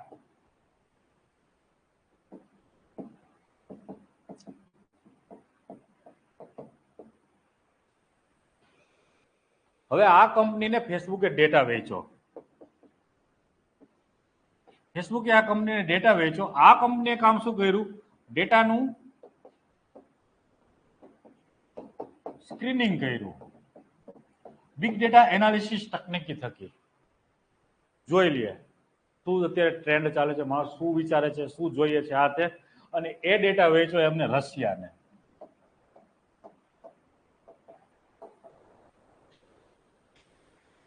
ઇલેક્શન અમેરિકાનું છેલ્લું ગયું નહીં, જો બાઇડન વાળું નહીં. એની પહેલાનું જે ઇલેક્શન હતું એની અંદર ઓલો ગાંડીઓ ઉભો હતો ડોનાલ્ડ ટ્રમ્પ, અને સામે ઉભા હતા હિલેરી ક્લિન્ટન. છેલ્લી ઘડી સુધી એવું જ લાગી રહ્યું હતું કે હિલેરી ક્લિન્ટન જીતે છે. ઇવન દુનિયાના મોટા ભાગના પોલિટિકલ પંડિતો, મોટી ભાગની ચેનલો, મોટા ભાગના છાપાઓ, ઇવન અમેરિકા અને દુનિયાના મોટા ભાગના દેશોના એક્સપર્ટો બધા એવું જ માની રહ્યા હતા કે ગાંડીઓ નહીં જીતે, હિલેરી ક્લિન્ટન જીતશે. છેલ્લી ઘડી સુધી એવું લાગી રહ્યું હતું અને પરિણામ ડોનાલ્ડ ટ્રમ્પ બાજુ આવે છે. ડોનાલ્ડ ટ્રમ્પ અમેરિકાનો રાષ્ટ્રપ્રમુખ બની જાય છે. દુનિયાના સૌથી પાવરફુલ માણસ અમેરિકાના ડોનાલ્ડ ટ્રમ્પ બને છે. દુનિયા અચરજ પામી જાય છે કે કોઈ માનવા તૈયાર નતું કે ડોનાલ્ડ ટ્રમ્પ જીતે જ નહીં, બધા એવું કહી રહ્યા હતા. પછી રિસર્ચ થાય છે કે આખી ઘટના કઈ રીતે ઘટી. તો એની પાછળ આ આખી કંપની જેનું નામ છે કેમ્બ્રિજ એનાલિટિકા, એને ડેટાનું સ્ક્રીનિંગ કરીને રશિયાને વેચ્યું અને રશિયાએ એ ડેટાના ઇન્ફ્લુઅન્સ અમેરિકાના સોશિયલ મીડિયા થકી અમેરિકાના સમાજ ઉપર કર્યું, ટ્રેન્ડ ચેન્જ કરી નાખ્યો. અને દરેક રાષ્ટ્રની અંદર ચૂંટણીમાં એવો 5% વર્ગ હોય કે જે ટ્રેન્ડ સેટ કરતો હોય ને ટ્રેન્ડ વીખે, એનું નક્કી ના હોય કઈ બાજુ મત દેવાનો છે. એ 5% વર્ગ ઉપર ટાર્ગેટિંગ કર્યું અને રશિયાએ સોશિયલ મીડિયાના મારફતે, જેને સાયબર ક્રાઇમ કહી શકાય, એક પ્રકારનો સાયબર ક્રાઇમ જ છે. આવશું હવે પ્રાઇવસી ઉપર આવશું. તો આ રીતે તમારી લોકશાહીને પ્રભાવિત કરી શકાય છે, જેને સંપ્રભુતાને હર્ટ કહેવાય, સંપ્રભુતાને હર્ટ કરી શકાય છે. આ તો લોકશાહીની વાત છે. આખી લોકશાહીને જો આ લોકો કરી શકતા હોય તો બે સમાજ વચ્ચે દંગાઓ ના કરાવી શકે. આતંકવાદીઓના હાથમાં તકનીકી આવી જાય, જેટલું નુકસાન બોમ્બ ધડાકા કરીને કરાવી શકે, એથી વધુ દંગા હુલ્લડો કરાવીને કરાવી શકાય છે. બરોબર છે, તો થશે. હવે આવીએ પ્રાઇવેસી ઉપર. હું તમને એવો પ્રશ્ન પૂછું, પ્રાઇવેસી ક્યાં છે, તો તમારો જવાબ શું હોય?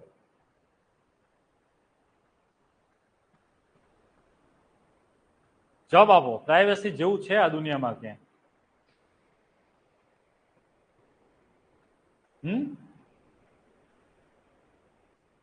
છે પ્રાઇવેસી? કયો તમને એવું લાગતું છે ભાઈ પ્રાઇવેસી છે? કયો, હું એને કાઉન્ટર કરી દઈશ. હા,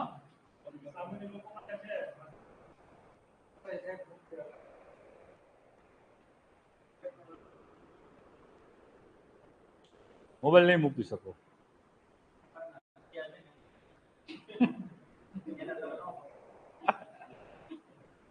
આજના યુવા, આજનો જે માણસ છે એ ક્યાંય સિક્યોર નથી, એની પ્રાઇવસી ક્યાંય નથી. ઇવન તો તમે એવું માનતા હોય કે ચલો બધું છોડી દઈએ, બેડમાં પ્રાઇવસી છે, બેડરૂમની અંદર પ્રાઇવસી છે, you are wrong. Yes, it's a reality in today's world.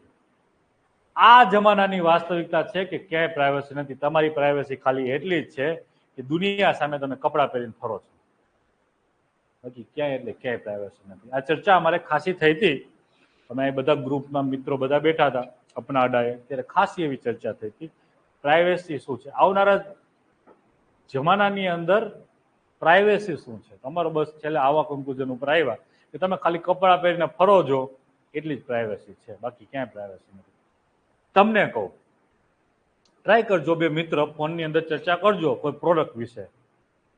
વાળ ખરી રહ્યા છે હમણાં ફોનની અંદર, થોડીક વાર પછી ને ટ્રાયાના તમને હે ને જાહેરાતો દેખાવા મળશે. આદિવાસી તેલ તો ટ્રાયાની જાહેરાત બતાવવા મળશે. ટ્રાય કરજો. બીજું, તમે મોટિવેશન માટે જે વિડીયો જોવો છો, તમારી બાજુમાં કોણ બેસે છે તો તમારી સાથે વધુમાં વધુ ફોનમાં વાત થતા હોય,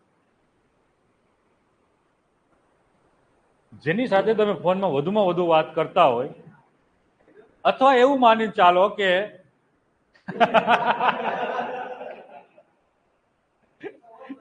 એ નહીં એથી ઉપર જાઓ. મિત્ર કયો મને. ચાલો ગુડ. ટ્રાય કરજો 4 દિવસ કે 5 દિવસ કોઈ એક વ્યક્તિના તમે વિડીયો જોજો મોટિવેશન માટેના. પાર્થ એ જ જોતો હશે બીજે ત્રીજે દિવસથી. It's called algorithm. તમે જે અલ્ગોરિધમમાં છો એને તમારા મિત્ર સુધી અલ્ગોરિધમ પહોંચાડી દેશે. તમારા કોન્ટેક્ટમાં જેટલા છે ને બધાને અલ્ગોરિધમ પહોંચાડી દેશે. આવું મેં 3-4 વખત ઓબ્ઝર્વેશન કરેલું છે.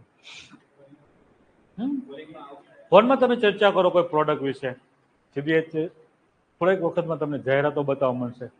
મેં અહીંયા સુધી ઓબ્ઝર્વેશન કર્યું છે. ચલો ફોનની ચર્ચા છોડો, આપણે એમનેમ ચર્ચા કરતા હોય ને કોઈ પ્રોડક્ટ વિશે થોડીક વધારે વખત, તો એ તમારી જાહેરાતો ચાલુ થઈ જાય છે. તમે તમારી પ્રાઇવેસી ક્યાં? બેડરૂમની અંદર ચર્ચાઓ એને ખબર છે. તકનીકીને બધી ખબર છે. ઝુકરબર્ગને બધી ખબર છે. યસ, કઈ નહીં હાલવા દેવાનું.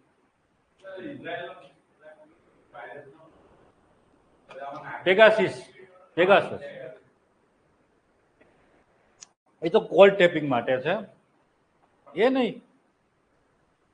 એટલે તમે જોજો જે માણસોને પ્રાઇવેસીની ખરેખર જરૂરિયાત છે અથવા જે માણસો સારા હોદ્દા ઉપર છે એ લોકો પ્રયાસ એવો કરશે કે ઓછામાં ઓછા ઉપકરણો વાપરે, સોશિયલ મીડિયાને બધા ઓછામાં ઓછા ઉપકરણો વાપરે.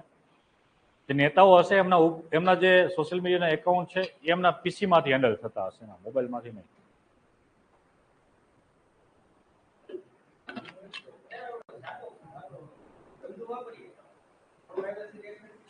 સોશિયલ મીડિયા અને તકનીકીની ભરમાર એવડી છે, એનું ઝાડું એવડું મોટું છે કે તમે સોશિયલ મીડિયાથી દૂર નહીં રહી શકો. કોઈ ચિંતા કરવાની જરૂર નથી, બધા આપણી જેમ જ છે. એટલે આ તો હું તમને ચર્ચા કરું છું, તમે વિચારતા હોવ કે વી આર પ્રાઇવેટ નથી, એટલે ચિંતા નથી કરવાની કે બધાનું એક સરખું જ છે. બધાને ટેકનોલોજીને બધી ખબર છે, બિગ ડેટા એનાલિસિસની અંદર બધું જ છે. ચલો આગળ વધીએ. ડેમોક્રેસીની અંદર આ વાત કરી લીધી, પ્રાઇવેસીની, સંપ્રભુતાની વાત કરી લીધી, સમાજના ધ્રુવીકરણની, સમાજ ઉપર આ અસરો પડી શકે છે. હવે ચર્ચા કરીએ લોકશાહી પછી સામાજિક વ્યવસ્થા આવી ગઈ એની અંદર આર્ટિફિશિયલ ઇન્ટેલિજન્સના પડકારોની અંદર બેરોજગારી. બધું સાચું કે નવા રોજગાર સર્જન કરશે 300 મિલિયન. મેકેન્ઝી નામની એક સંસ્થા છે જેને એવું કીધું છે કે 2030 સુધીમાં 300 મિલિયન જેટલા રોજગારને વિસ્થાપન કરશે. કેટલા થાય હિસાબ કરો, ગણિત કેનું સારું છે? 300 મિલિયન એટલે કેટલા લોકો થાય?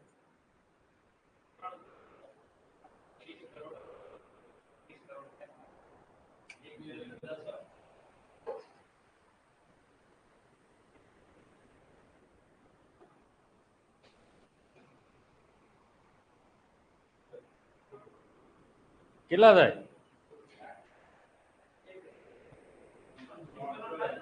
3 અબજ.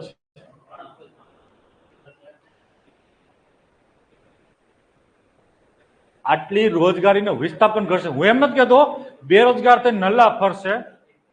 સ્કિલ, રિસ્કિલ, અપસ્કિલ બધું કરીને માણસ ક્યાંક ને ક્યાંક નવી રોજગારી પેદા કરશે, પણ વિસ્થાપન કરશે આટલી રોજગારીનું. આવું મેકેન્ઝીએ કીધું છે, મેકેન્ઝી નામની સંસ્થાએ કીધું છે. ચલો આ તમારી બેરોજગારી. હવે ચર્ચા કરીએ. આગળ મેં સ્ટેટમેન્ટ એવું આપ્યું હતું, અહીં આવો, કે દરેક વખતે નવી ટેકનોલોજી આવે છે, એ ટેકનોલોજી વખતે દરેક વખતે એવું એમના અગેન્સ્ટમાં આર્ગ્યુમેન્ટ આપવામાં આવે છે કે આ રોજગારી ખાઈ જશે. માણસ જાત નવરી પડશે તો ખાલી દિમાગ શેતાનનું ઘર. આવી પરિસ્થિતિ થઈ જશે, એના કારણે ક્રાઇમ વધશે. આવું દરેક વખતે તમારી સામે ચેતવણી મૂકવામાં આવે છે. પણ મને અહીં બેરોજગારી વધશે, માણસ જાત ખરેખર નવરી પડશે એવું લાગી રહ્યું છે. બધી આગલી વખતના બધા પ્રેડિક્શન સંભાવનાઓ ખોટી પડી છે, પણ અહીં જે સંભાવના છે એ મને સાચી લાગી રહી છે. કારણ યસ, અહીં સૌથી મહત્વની વસ્તુ છે કે આગળની એક પણ તકનીકી માણસની જેમ વિચારવા માટે નથી બનાવેલી. આ તકનીકી માણસની જેમ વિચારવા અને વર્તવા માટે બનાવેલી છે. અર્થાત કે માણસ જાતને રિપ્લેસ કરવાની વાત છે કે તમે માણસ જાતને જ રિપ્લેસ કરવા માટે તકનીકી બનાવો છો તો માણસ જાત નવરી પડવાની જ છે.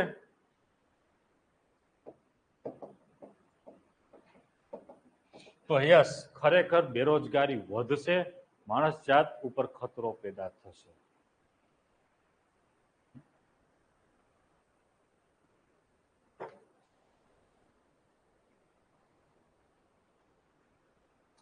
હવે ચર્ચા કરીએ, આપણે આગળ ચર્ચા કરી કે મિસયુઝ થશે તો સામાજિક ધ્રુવીકરણ આ બધું થશે. હવે ચર્ચા કરીએ સોફ્ટવેર એરર.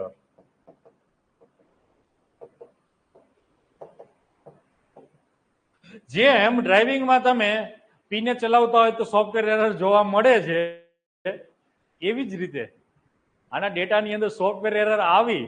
તમે ટેસ્લાની માનીને ચાલો કે ગાડીમાં બેઠા છો અને સરસ મજાના એમના વેમાં એ ચાલી જાય છે. પેલા તો આપણા મગજમાં કન્સેપ્ટ હજી બેસે એમ નથી, કોઈ ડ્રાઇવિંગ જ ન કરતા ને આપણે પાછળની સીટમાં બેસીને છાપું વાંચી ભીં તો પડે.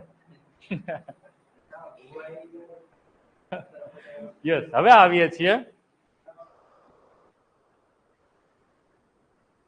એ બધું જ પ્રેડિક્ટ કરશે. ચલો સેટેલાઇટની ભૂવા જોઈને બધું જ ચલાવશે, પણ એમનું અલ્ટિમેટ તો એક તકનીકી જ છે ને. સોફ્ટવેર એરર તો ક્યારેક તો આવશે. તમે અંદર બેઠા છો, સોફ્ટવેર એરર આવે, હા, પાણીની ઉપર ચલાવે થોડી વાર, પછી એમ થાય હા હવે બ્રિજ ઉપર જઈએ, બ્રિજમાં સીધું ઉડાડે. કંઈક પણ કરી શકે છે. સોફ્ટવેર એરર આવે તો એરરની અંદર કંઈ પણ થઈ શકે છે. રોક ના ખુલે, સ્પીડ વધી જાય, સ્પીડ ઘટી જાય, તો શું કરશો? એટલે અલ્ટિમેટ એક સોફ્ટવેર એરર આવવાની શક્યતાઓ જ છે. આ એક એમનો પડકાર છે.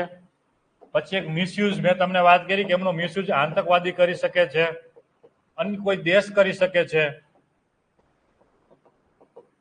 કોઈ સંગઠનો કરી શકે છે.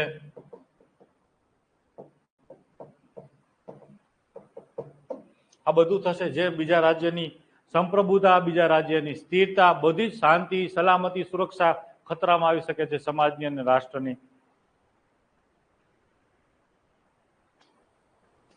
અને 1991 સુધી જે આપણી આર્મ રેસ ચાલી, હથિયારોની રેસ, રશિયા અને એટલે કે યુએસએ અને યુએસએસઆર વચ્ચે, રશિયા તો નહીં, પેલું યુએસએસઆર હતું, આ બે વચ્ચે જે ગૃહયુદ્ધ ચાલ્યું એના કારણે દુનિયામાં કેટલા હથિયારો આપણે પેદા કરી દીધા. આપણે એટલા હથિયારો પેદા કરી દીધા કે 17 વખત આપણી સૃષ્ટિને નાશ કરી શકીએ. કેટલી વખત? માંડ આર્મ રેસ એટલે કે હથિયારોની જે રેસ હતી એ અટકાવી છે. પાછું આર્ટિફિશિયલ ઇન્ટેલિજન્સ આવશે, બોર્ડર ફોર્સથી શરૂઆત કરશું, પાછી એક આર્મ રેસ શરૂઆત થશે. New age of arm race, એ શબ્દો વાપરી શકો છો. નવા જમાનાની હથિયારોની હોડ.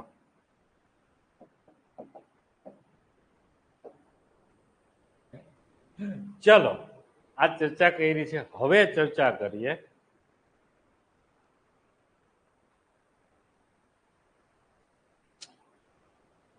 નૈતિકતા. કેવા નૈતિક પડકારો છે?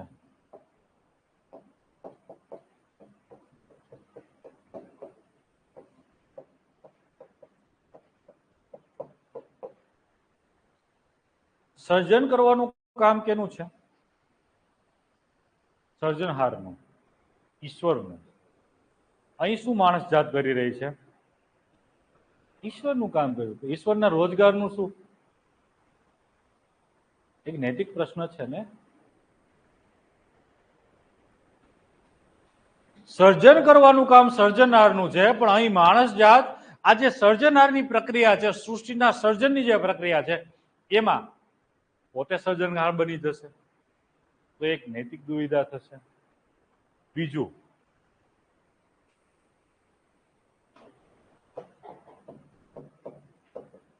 સર્જન કરવાનું કામ માણસનું નથી, એ સર્જનહારનું છે, પણ અહીં માણસ સર્જન કરશે તો સર્જનહાર શું કરશે? કાનું એક દુવિધા થશે. બીજી દુવિધા અહીં એ થશે નૈતિકની અંદર કે બે દેશો, હવે આ કેવી તકનીકી હશે કે જે અત્યારે વિકસિત દેશો છે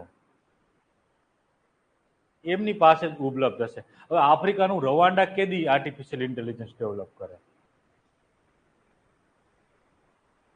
યુગાન્ડા કેદી કરે, ઇથોપિયા કેદી કરે.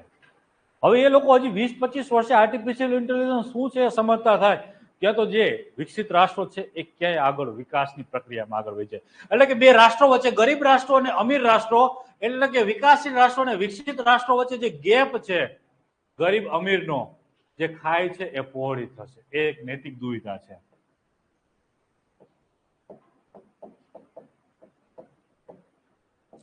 એટલે કે અસમાનતાની જે રાષ્ટ્રો વચ્ચે જે ખાય છે એ મોટી થશે. અને બીજું, જે અમીર માણસો છે, સુખી સંપન્ન વર્ગ છે, એમની પાસે આ તકનીકી આવી જશે તો એ માણસનું બિહેવ અથવા એ માણસ સુપરમેન હોય એવો વર્તાવ કરશે. બધું જ છે એમની પાસે.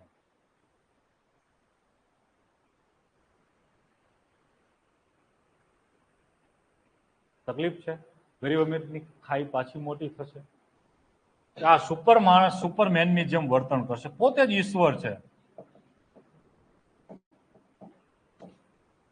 તો આ બધા એમની સામેના પડકારો છે.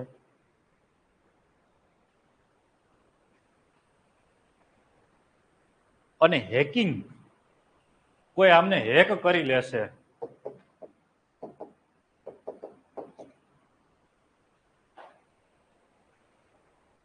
તે કઈ પણ બિહેવિયર કરી શકે છે. જવાબદાર કોણ? આ એક નૈતિક પ્રશ્ન છે. માની લ્યો કે એક રોબોટ છે જે અહીં ટ્રાફિકનું કામ કરે છે, બેઠા બેઠા હું હેક કરી લઉં,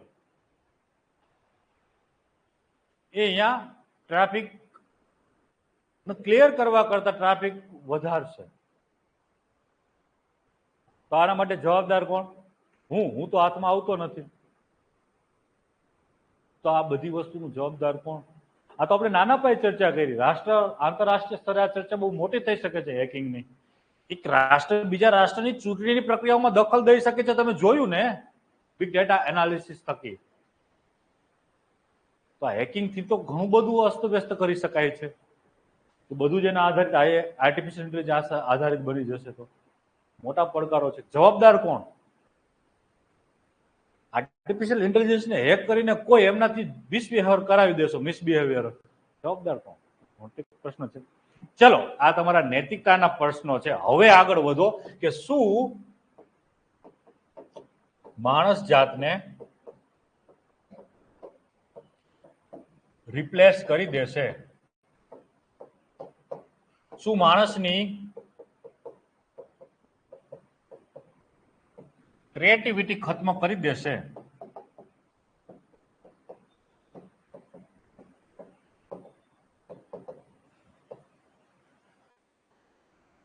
જોવા જઈએ તો આપણે પાઠની શરૂઆત તો આપણે જે ડિસ્કશનની શરૂઆત કરી હતી ટોબરનું નગર, શક્યતાઓ તો છે કે રોબોટ માણસ જાતને ગુલામ બનાવી દેશે. શક્યતાઓ તો છે જ, પણ શું ખરેખર આવી આ થઈ શકે છે? થશે? તમે શું માનો છો? માણસ જાતને રિપ્લેસ કરી દેશે?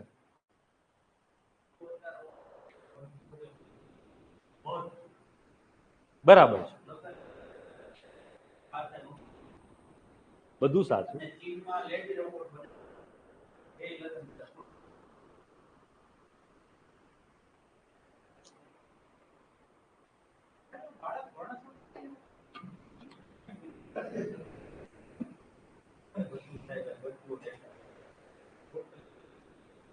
ચલો, આવીએ છીએ, ક્રિએટિવિટી રિપ્લેસ કરી શકશે કે નહીં એમની ચર્ચા કરીએ છીએ. તમે એવું માનો છો કે કરી દેશે? ચલો વિચારો. ખરેખર કરી દેશે? હા, ઓકે, આંશિક રીતે કરી શકશે. આંશિક રીતે હું એક પ્રશ્ન પૂછું, સંપૂર્ણપણે તમારો જવાબ હા કે ના માં? ચલો, હા વાળા કેટલા છે? 1 2 3 4 5 19 જણા બેઠા છો, તો 17 18 બેઠા છો, એમાંથી 5 જણા કહે છે કરી દેશે. હવે ના વાળા કેટલા છે? તમે આમાં નામાં બે માં જો. ઓકે, ચાલો, મેજોરિટી નામાં છે. હું તમારી સાથે છું.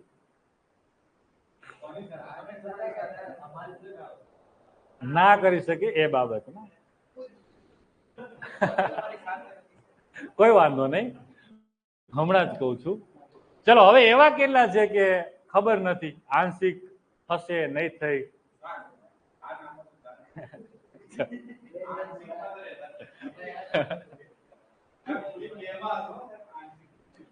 ચલો આવીએ છીએ. હું મારા તર્ક આપું છું કે મને એવું કેમ લાગે છે કે રિપ્લેસ નહીં કરી શકે.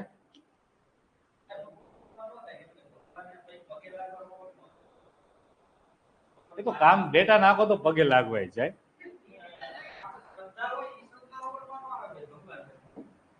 હવે ચર્ચા કરીએ. પહેલી જ આપણે વાત કરી કે રોબોટ સર્જરી કરશે. આપણે વાત કરી કે રોબોટ તમને દવાઈ આપી દેશે. તમે રોબોટની આપેલી દવાનો વિશ્વાસ કરશો? ચિકિત્સા પદ્ધતિની અંદર એવું કહેવાય છે કે સ્પર્શ એ સૌથી મોટી ચિકિત્સા છે, સૌથી મોટી થેરાપી છે. એટલે હું કાયમી કહું છું કે જો હવે તમારે ડાક્ટરી ભણવું છે, જો તમારે ડોક્ટર થવું છે તો સાયકોલોજીસ્ટ થવો, સાયકેટ્રિક થવો. કારણ કે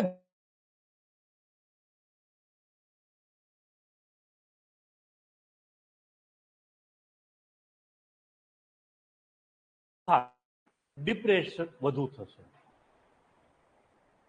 કારણ મશીન ક્યારેય ઇમોશનનો અથવા ઇમોશનને નહીં વ્યક્ત કરી શકે. તો એક વસ્તુ આવો, એક તર્ક ઇમોશન વાળો છે. હાવભાવ ભલે વ્યક્ત કરે, પણ તમારી ગર્લફ્રેન્ડ જે માથામાં હાથ ફેરવે અને જે તમને સુકૂન મળે, એ કદાચ રોબોટ તમારી ગર્લફ્રેન્ડ હોય અને ફેરવે તો ના મળે. It's a reality things. તમારી માં તમારા હાથ ઉપર માથામાં હાથ ફેરવે અને તમને જે સુકૂન મળે એ રોબોટથી ક્યારે ના મળે. કદાચ એ લાગણીની અભિવ્યક્તિ કરતો હોય ને તો. એટલે હું કહીશ કે ક્યારે લાગણીનું સ્થાન રોબોટ નહીં લઈ શકે. બીજો તર્ક છે, આ એ માણસ જાત છે કે આવડી સૃષ્ટિ ઉપર લાખો કરોડો જીવમાં પોતાનું વર્ચસ્વ બનાવ્યું છે. છેલ્લે 30,000 40,000 વર્ષની પ્રક્રિયામાં તમે જશો તો તમે જે હોમોસેપિયન્સ, તમે અત્યારે આપણે જે આ દેખાઈએ છીએ, હોમોસેપિયન્સ આપને કહેવાય કે બે નાક છે, એક નાક છે, બે આંખ છે, બે કાન છે, બે હાથ છે, બે પગ છે, પૂંછડું નથી, વાળ છે બધાને. આ જે ઘટનામાં હોમોસેપિયન્સ તૈયાર થયા છે, એની પેલા હતા હોમોસ. એક આખી પ્રજાતિ હતી, આપણા જેવા ઘણા બધા હતા કે જે માણસ જેને થવું હતું, હોમોસેપિયન્સ થવું હતું, પણ એ પ્રક્રિયામાં ક્યાંક ને ક્યાંક પ્રકૃતિ સાથે તાદાત્મ્યતા ના મિલાવી શક્યું, બીજા જીવોને કંટ્રોલ ના કરી શક્યા, કંઈક ને કંઈક વર્ચસ્વ ના સ્થાપી શક્યા, નીકળી ગયા રેસમાંથી. અને આપણે રેસની અંદર છેલ્લા 40,000 વર્ષથી હોમોસેપિયન્સ બનીને આ પૃથ્વીને કંટ્રોલ કરી રહ્યા છીએ. 40,000 વર્ષનો જો આપણો વારસો છે, આ સંસારને, સૃષ્ટિને કંટ્રોલ કરવાનો, વર્ચસ્વ સ્થાપવાનો, તો શું આપણે એવા ગાંડા છીએ કે મશીનને કહી દઈએ કે આવો તમે અમને ગુલામ બનાવી દો, તમે અમે આપી દઈએ તમને?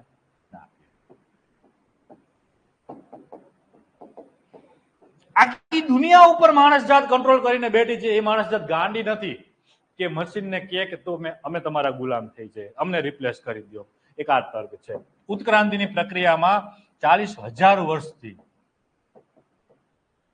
જો વર્ચસ્વ સ્થાપીને બેઠી છે તો કઈ ગાંડી છે, આપી દે. ત્રીજું, એક પ્રયોગ થયેલો હતો. લિયો ડી વિન્ચી નામનો એક પ્રખ્યાત ચિત્રકાર છે, એનું ચિત્ર છે મોનાલિસા.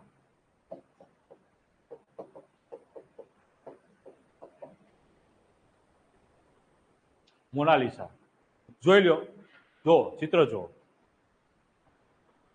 બહુ ફેમસ ચિત્ર છે, દુનિયાનું સૌથી અત્યારે મોંઘામાંનું એક ચિત્ર છે. યસ, મોનાલિસા. લિયો ડી વિન્ચી જિંદગી આખી ચિત્ર દોર્યા ત્યારે 2-3 સારા ચિત્રો આપ્યા છે, એમાંનું એક ચિત્ર એટલે કે મોનાલિસા ચિત્ર. ચિત્રની વિશેષતા એ છે કે એને તમે જે ભાવથી જોવો ને, જે ભાવથી, તમે એમની પાસે દુઃખી ભાવથી જઈને જોવો તો મોનાલિસા દુઃખી તમને દેખાય. તમે એકદમ ખુશ થઈને જાઓ મોનાલિસાને જોવો તો મોનાલિસા ખુશ દેખાય. જો તમે રડતા રડતા જાઓ મોનાલિસાને જોવો તો મોનાલિસા રડતી તમને દેખાય. એટલે કે તમે જેવા હાવભાવ સાથે મોનાલિસાને જોવો છો, મોનાલિસા એવા હાવભાવ તમને આપે. આવું ચિત્ર બનાવી છે, એનું નામ છે લિયો ડી વિન્ચી અને ચિત્રનું નામ છે મોનાલિસા. હવે આર્ટિફિશિયલ ઇન્ટેલિજન્સને કીધું કે ચલો લિયો ડી વિન્ચીનું મોનાલિસા ચિત્ર દોર. આર્ટિફિશિયલ ઇન્ટેલિજન્સે દોર્યું અને મારા તમારા જેવા એ ચિત્રને જોવે ને તો તમને ડી એવું જ લાગે કે મોનાલિસા જ છે. પરંતુ એના જે નિષ્ણાંતો હતા, ચિત્રના નિષ્ણાંતો હતા, એમને જોયું તો આર્ટિફિશિયલ ઇન્ટેલિજન્સ એક કામ ના કરી શક્યું કે એમાં હાવભાવ પૂરવાનું. એટલે કે માણસની જે રચનાત્મકતા છે એમને ક્યારેય રિપ્લેસ ના કરી શકે. ત્રીજો તર્ક. અને ચોથો તર્ક,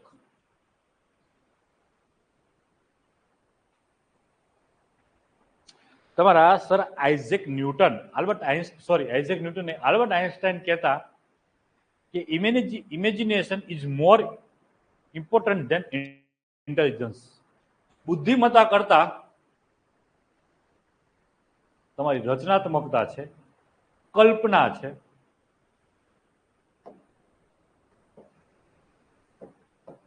રચનાત્મકતા અથવા તમારી કલ્પના શક્તિ એ બુદ્ધિમત્તા કરતા વધુ મહત્વની છે. હવે જે માણસને આપણે દુનિયાનો સૌથી વધુ બુદ્ધિશાળી માણસ કહીએ છીએ, એ માણસની બુદ્ધિને નકારી રહ્યો છે. એમ કે છે કે બુદ્ધિ કરતા કલ્પના વધુ શ્રેષ્ઠ છે, રચનાત્મકતા વધુ શ્રેષ્ઠ છે.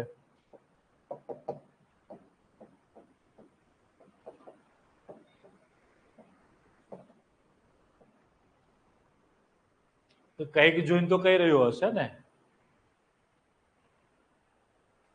અને માણસ જાત પાસે કલ્પના શક્તિ છે, અને એટલી સરસ મજાની કલ્પના શક્તિ છે કે કોઈ ના પહોંચી શકે. મશીનની હેસિયત નથી તમારી જેટલી કલ્પનાઓ કરી શકે.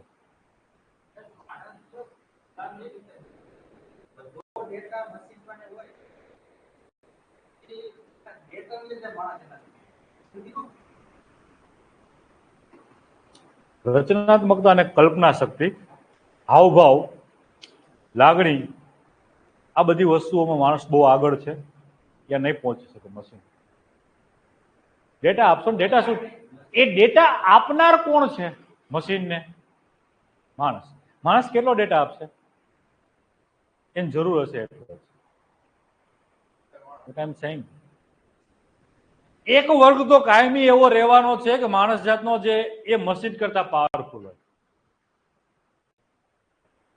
એવું બની શકે કે મશીન મારા ને તમારા જેવા સામાન્ય નાગરિક કરતા પાવરફુલ બની શકે છે, પણ એક વર્ગ એવો છે કે બાપ હોતા હૈ, इसको बीट नहीं किया सकता. એટલે મેં કીધું ને કે આજે પણ તમે જોવો છો કે આ વર્ચસ્વની જે આપણે ચર્ચા કરીએ છીએ, તો વર્ચસ્વ આ દુનિયામાં કેના હાથમાં છે? યુદ્ધ ગણ્યા ગાંઠે લોકોના હાથમાં છે. મારા તમારા જેવા તો બાપડાઓ છીએ. એટલે હું અહીં સંપૂર્ણ માણસ જાતની વાત કરી. તો આવા ત્રણ કે ચાર તર્ક આપીને કહી શકો છો કે આ બધી વસ્તુઓ માણસના ફેવરમાં જાય છે. એટલે મને એવું લાગે છે કે માણસ જાતને ક્યારેય રોબોટ નહીં કરી શકે રિપ્લેસ, અથવા આર્ટિફિશિયલ ઇન્ટેલિજન્સ નહીં કરી શકે. આગળ ચર્ચાને વધારીએ છીએ એ પહેલા ભારત અને આર્ટિફિશિયલ ઇન્ટેલિજન્સ એની એક ચર્ચા કરી લે કે ભારત શું કરી રહ્યું છે આર્ટિફિશિયલ ઇન્ટેલિજન્સમાં. દુનિયા આર્ટિફિશિયલ ઇન્ટેલિજન્સ કરી રહ્યું છે, ભારત શું કરે છે? ભારતમાં 2018 સુધી આર્ટિફિશિયલ ઇન્ટેલિજન્સ શું છે એની કોઈ ખાસ ચર્ચાને સ્થાન નહોતું. પરંતુ નીતિ આયોગ નામની એક સંસ્થા છે, એમને એક રણનીતિ બનાવી, સ્ટ્રેટેજી બનાવી આર્ટિફિશિયલ ઇન્ટેલિજન્સ ઉપર 2018માં. અને અમુક ક્ષેત્રમાં આર્ટિફિશિયલ ઇન્ટેલિજન્સ કઈ રીતે કામ કરશે, એમાં કૃષિ છે, સ્માર્ટ સિટી છે, ટ્રાફિક મેનેજમેન્ટ છે,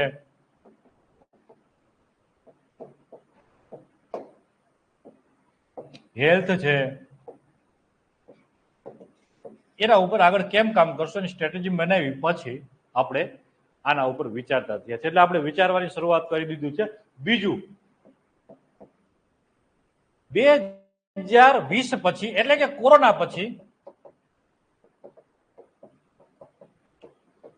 તમારા દેશની અંદર આર્ટિફિશિયલ ઇન્ટેલિજન્સનો ઉપયોગ કરવાની બાબતે ખૂબ બધો વધારો થયો છે. અને આપણે એવું કહે છે કે દર વર્ષે 45% આપણે આર્ટિફિશિયલ ઇન્ટેલિજન્સમાં ઉપયોગ વધારી રહ્યા છીએ આર્ટિફિશિયલ ઇન્ટેલિજન્સનો. અને તમારા રાષ્ટ્રની જે બિગ જાયન્ટ કંપનીઓ છે,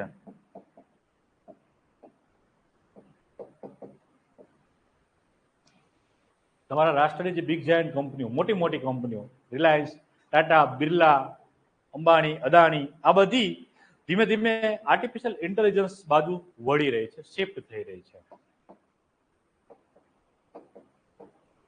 ત્રીજું, 3 થયા, ચોથું, ભારત પાસે મજબૂત પક્ષ છે આઈટી સેક્ટર.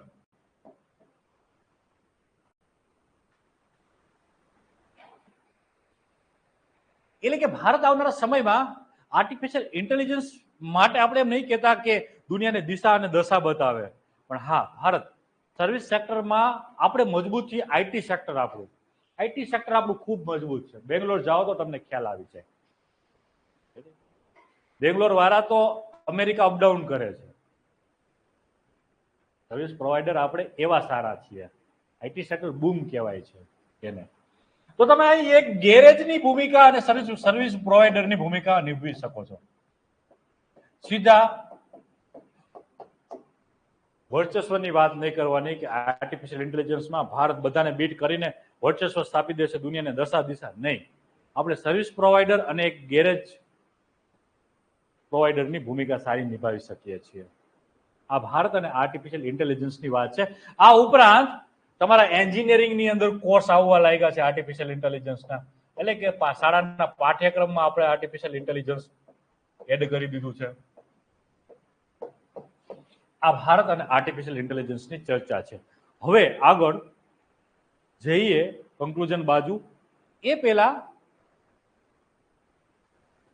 એક વ્યક્તિનું નામ કદાચ તમે સાંભળેલું હોય, યુવા નોહા હરારી. યુવા નોહા હરારી, એના વિશે તમને થોડું. યુવા નોહા હરારી અત્યારે વિશ્વના જે બુદ્ધિશાળી લોકો છે, હું તો અહીંયા સુધી કહેતા અતિશયોક્તિ નહીં ધરાવું કે ટોપ 10માં જે બુદ્ધિશાળી વ્યક્તિઓમાં જેમનું નામ આવે એવાનો એક કહી શકાય એવો ગાંડિયો, એટલે કે યુવા નોહા હરારી. ગાંડિયો નથી, બહુ ડાયો માણસ છે. ઇઝરાયલથી બિલોંગ કરે છે અને પ્રોફેસર તરીકે કામ કરે છે યુનિવર્સિટીની અંદર. પણ બહુ જ બુદ્ધિશાળી માણસ છે. ખૂબ બધું વાંચન છે, ખૂબ બધું મનન છે, બહુ સારી બુકો લખે છે. આખો માણસ જાતિનો ઇતિહાસ સંપોળી લાવ્યો છે. માણસ જાત કયા કેવી રીતે હોઈ શકે છે. એમની બુકો અત્યારે વિશ્વની બેસ્ટ સેલર બુકોમાંની એમની મોટા ભાગની બુકો છે. હોમો સેપિયન્સ, હોમોસ, 21મી સદીમાં 21 પડકારો, એવી એક બુક છે.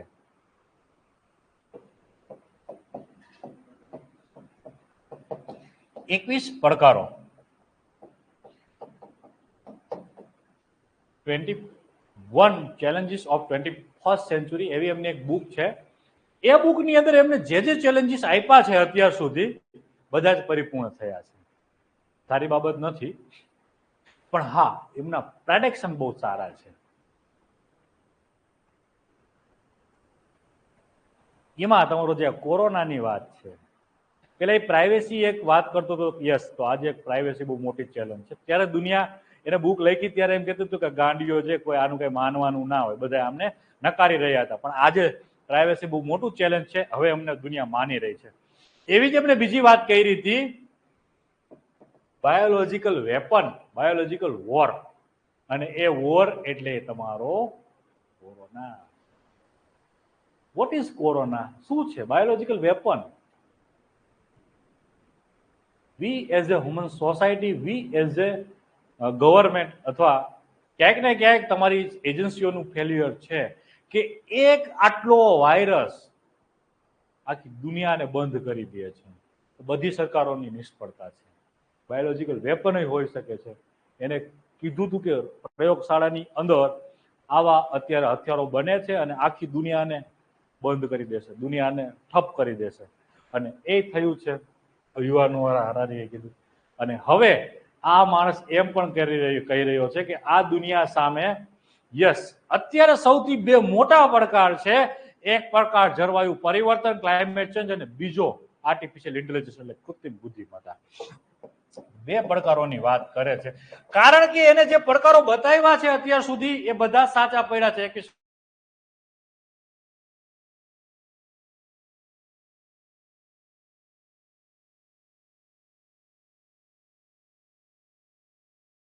અને બીજો પડકાર એટલે કે તમારો કૃત્રિમ બુદ્ધિમત્તા, આર્ટિફિશિયલ ઇન્ટેલિજન્સ. તો હવે તમારે માનવું જોશે. આ કઈ ગાંડીઓ તો છે ને એલન મસ્ક, ચલો નાખો પૈસા, હવે ટાઈમ પ્લીઝ. તો બહુ વિચારીને કહી રહ્યો છે કે ખરેખર આવનારા સમયમાં દુનિયા કેવી હશે એની હું રાહ જોઈ રહ્યો છું. નેક્સસ નામની એમની બુક આવી રહી છે સપ્ટેમ્બરની અંદર. આપણે વાંચીને પછી પાછી આર્ટિફિશિયલ ઇન્ટેલિજન્સ ની દુનિયા કેવી હશે એમના ઉપર આખી બુક છે નેક્સસ. ત્યારે જોશું, ચર્ચા કરશું પાછા ક્યારેક. હું વાંચી લઈશ, આવશે સપ્ટેમ્બરમાં, જો ભાગમાં આવી જશે તો. આખી બુક એમના ઉપર છે, રાહ જોઈ રહ્યા છીએ. ગમે આવી વસ્તુઓ વાંચવી કે ખરેખર દુનિયા કેવી હશે આખી આર્ટિફિશિયલ ઇન્ટેલિજન્સ ઉપર એમની બુક છે. લખો, આ બધી વસ્તુઓ લખવાની છે, ખાલી વાર્તા નથી. એવી રીતે સાંભળી રહ્યા કે હા મજા આવે. ચલો, એટલે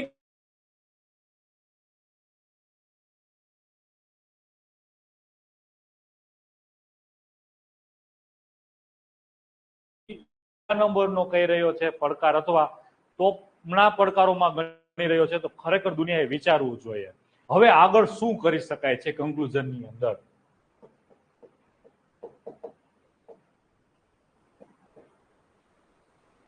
વોટ નેક્સ્ટ, શું કરી શકાય આગળ?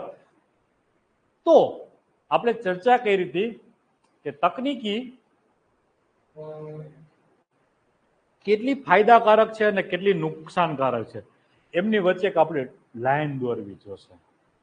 ભેદ રેખા, લક્ષ્મણ રેખા શબ્દ સારો આપું તો.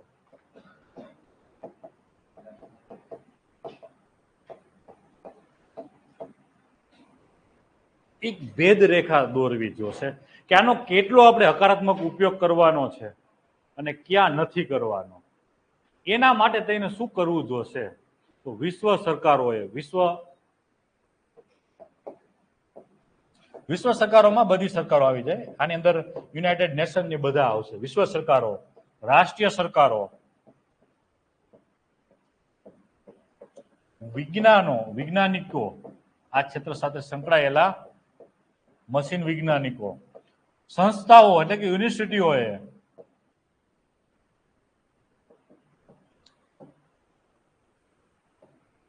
ચિંતન કરવું જોશે અને એક ભેદરેખા દોરવી જોશે જે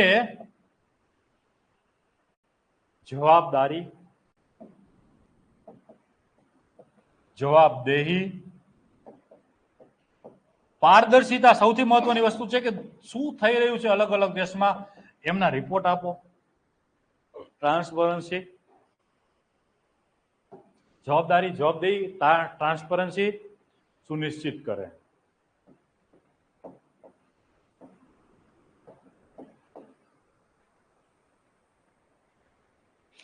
કેવા રેગ્યુલેશન લાવવા જોશે, કાયદાઓ બનાવવા જોશે. કાયદા, નિયંત્રણો એટલે નિયમનો એટલે કે રેગ્યુલેશન, લો, રેગ્યુલેશન, આ બધું કરવું જોશે. સંધિઓ કરવી જોશે એના માટે, બે દેશો વચ્ચે, બે રાષ્ટ્રો વચ્ચે, સરકારો વચ્ચે. અને યુનાઇટેડ નેશન આમાં સક્રિય થઈ ગયું છે, યુરોપિયન યુનિયન સક્રિય થઈ ગયું છે. અહીંયા સંધિઓ, ટ્રીટીઓ થવા લાગી છે, કન્વેન્શનો થવા લાગ્યા છે. જો આ કરી ગયા આપણે કે એક જવાબદારી અને પારદર્શિતા સુનિશ્ચિત કરીને એમનું યોગ્ય નિયમન જો કરી ગયા તો સંપૂર્ણ માણસ જાત માટે આ જે તકનીકી છે જેને આપણે આર્ટિફિશિયલ ઇન્ટેલિજન્સ કહીએ છીએ એ વિન વિન સિચ્યુએશન પેદા કરશે. હે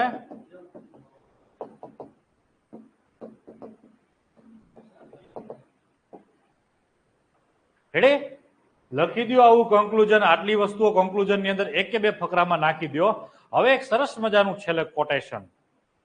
આપણે કોટેશન થી નિબંધ પૂરો કરીએ છીએ. બધી જ વસ્તુઓની ચર્ચા કરી લ્યો. આની અંદર ઉદાહરણો આવી ગયા આજની ચર્ચામાં. જુઓ વેલ્યુ એડિશન ની અંદર ડેટા પેક જે જરૂર પડી છે અહીંયા આવ્યા, તર્કો પ્રોપર આવ્યા, પ્રેઝન્ટેશન પ્રોપર આવ્યું, સ્પેસિંગ પ્રોપર આવ્યું. 2 કલાકમાં નિબંધ ડિસ્કશન થઈ જાય એટલે થઈ જવું જોઈએ. પંચ્યુઆલિટી આવી, કન્ટેન્ટ આવ્યું. તો બીજું શું જોઈએ પેપર ચેકરને? રસપ્રદતા આવી.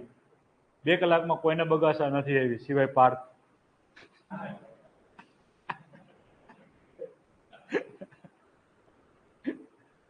થોડોક તકનીકી ટોપિક છે, ટેકનોલોજીની આજુબાજુનો ટોપિક છે, એટલે આને સમજવો એ થોડોક ડિફિકલ્ટ ટાસ્ક છે. ગાંધીવાદની જેમ સરસ મજાની એટલી રસપ્રદતાથી સમજાવી શકાય છે. પ્રયાસ કર્યો છે કે એકદમ સરળ ભાષામાં તમને સમજાવ્યો. આ રીતે કન્ક્લુઝન લખીને છેલ્લે એક સરસ મજાનું કોટેશન લખવાનું હોય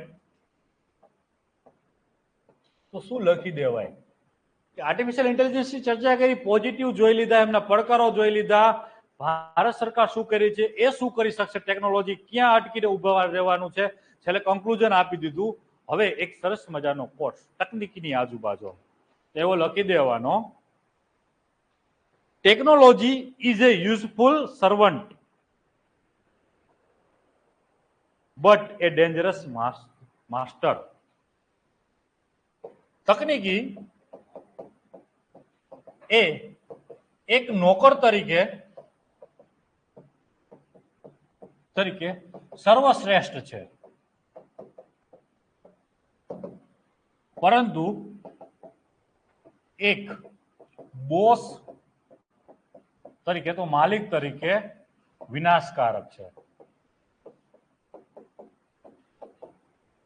useful servant but dangerous as a boss. આવો સરસ મજાનો છેલ્લે કોર્સ મૂકીને તમારા નિબંધને સમાપન કરી દેવાનું.